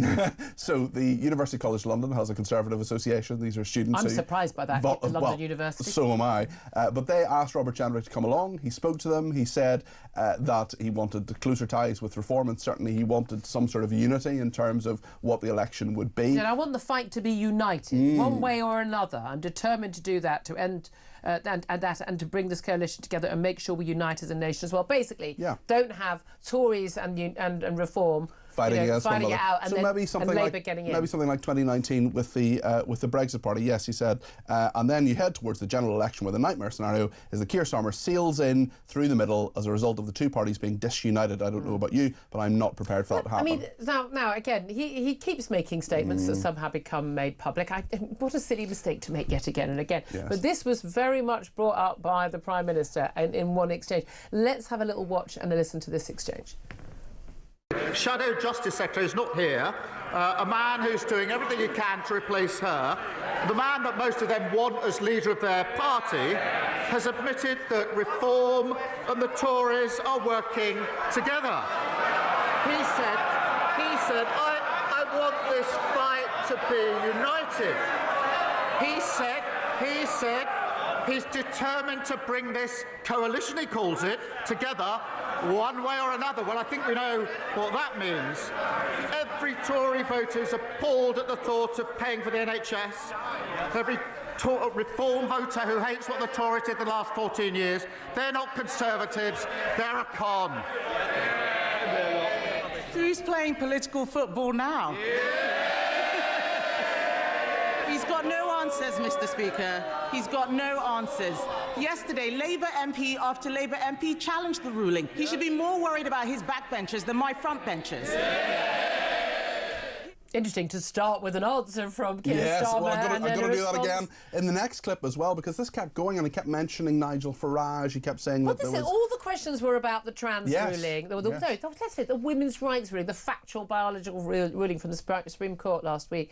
And Kemi Badenoch went on. It was all about asking the Prime Minister, did he accept that he was wrong? Will he apologise? And her role. And she has been. I mean, the Tories did a pretty poor job in government, but as Equality and Women's Minister for a number of years, she was absolutely on the spot on this and was doing stuff behind the scenes and working hard. But he kept going back to Robert Jenrick. He kept going back to Reform. He mentioned the Nigel Farage repeatedly, the MP for Clacton. But this was, for him, this was all about local elections are next Thursday. Yes, I think there are two leaders of the Conservative Party at the moment. There's Kemi Badenoch and there's Robert Jenrick, and she clearly has no control over Robert Jenrick. Keir Starmer knows that's her weak spot. He knows the trans debate, the women's rights debate is his weak spot. She asked all 6 questions on that, really for the last 2, and including this clip now. He basically ignored her and kept talking about Nigel Farage and Robert Jenrick. Which is kind of what PMQs usually ends up being, isn't it? But let's have a watch and listen to this clip too. Shadow Justice Secretary and the member for Clacton cook up their joint manifesto. In 6 short months, she's lost control of her party. Mr. Speaker, he's clearly so uncomfortable talking about this subject. Yes. This is a choice between a Conservative Party that stood up for common sense and a Labour Party that bent the knee to every passing fad. This is a question about moral courage, Mr. Speaker, about doing the right thing even when it is difficult. And the truth is, he doesn't have the balls. I can only assume that sounded better when she did it in the mirror earlier on. But the truth is, it doesn't really matter what the Leader of the Opposition says, because nobody believes, none of them, that she's going to lead them into the next election anyway. It's going to be the Shadow Justice Secretary. He's away plotting, that's why he's not here today, Mr. Speaker. And the member for Clacton fighting over the bones of the Tory party. The member for Clacton's going to do what he always does, eat the Tory party for breakfast. Fascinating that in questions from a woman about biological reality, a woman, the male Prime Minister spent the entire time talking about 2 other men. Totally irrelevant to that issue. Now, it was interesting that, of course, Robert Jenrick, the Shadow Justice Secretary, was not there. Look, no one is under illusions that he's not on manoeuvres. Completely. And that, although Kemi Badenoch has played an absolute blinder this week, there is an element where, you know, a lot of people feel, and certainly the polls suggest that she hasn't quite made the grade in terms of you know, leading the Tories. We know Reform are riding above in the polls repeatedly. In terms of the likelihood of any deal being done, we go back to you know, Lib Lab pacts. So, you know, I can remember from my lifetime, you know, in the 70s, we talk about you know, what happened in 2019. And Nigel Farage is very, very clear that his fingers were burnt that time. Yes. He stood down his Brexit Party candidates in hundreds of seats, and that is one of the reasons why Boris Johnson won that big majority. He felt that he was betrayed by Boris Johnson in terms of the Brexit that was delivered. He said, never again. Do you believe him? I don't, and I think that I don't believe Kemi Badenoch in that she says there will be no coalition or electoral pact or even whatever. Just unofficial, we won't stand in the seat you're strong in, you don't stand in the one we're strong in. Possibly, and those deals are done, or we'll take the foot off the gas in some of those different fights. What's going to be really interesting, not often I say this, what's going to be really interesting is the Welsh Senate election next year. No one has literally ever said that before, including in Wales. Because I think Reform are going to do really well. I think they could be in government, possibly in coalition with the Conservatives, maybe even as the largest party in the Welsh Senate after those elections. It's going up from 66 to 92. If that happens in Wales, Kemi Badenoch will be in a really tricky position. And that's if she lasts that long. Yeah, I mean, that's a lot of people saying that after next year's local election. We know that the Tories are predicted to do badly in these local elections because the last time these seats were fought was at a high mark. Peak Boris. Peak Boris in 2021, you know, just survived, you know, COVID and the like. Well, it's the Hartlepool by-election as well, when Keir Starmer thought about standing down at one point. So, no, the Conservatives will do... Look at what could have been, everybody. Look at what you could have won. The Conservatives will do badly. Labour will do fine, better, and Reform will do very well. Just finally, really briefly, I was really intrigued by, you know, calls from Kemi Badenoch on the trans issue for the Prime Minister to apologise, accept he was wrong. That's just not his temperament, is it? He's not a man. We were saying earlier, if he forgot to buy milk and there's a text message saying, I'll buy milk, he would never admit he was wrong when he didn't buy the milk. That's very true. And I think that they're both very strong characters, certainly, and I think we're going to see a lot more of that as time goes on. Absolutely. Fascinating. Really great to have you in, Peter Cowell. Great clips there. Delighted to be joined now by Ian Collins. Tell us what's happening on his Well, I heard your milk analogy a little earlier. I thought it was rather good. I live with this scenario every day. You're married, mate. Yesterday, I literally sent a text saying, can you get some milk? Get one of the really big ones. Yeah. We always said big red milk, big red milk. Come back with a small one. Oh, no. It's like, it couldn't have been... the other day, wrote it in capitals. Easter Holes texted my daughter, can you bring some milk back? Because I thought we'd had milk. This is family life, right? The glamorous life we all lead. And she came in, I went, where's the milk? She went, oh, no, I said, I only asked you because you're more reliable than Dad. And it still didn't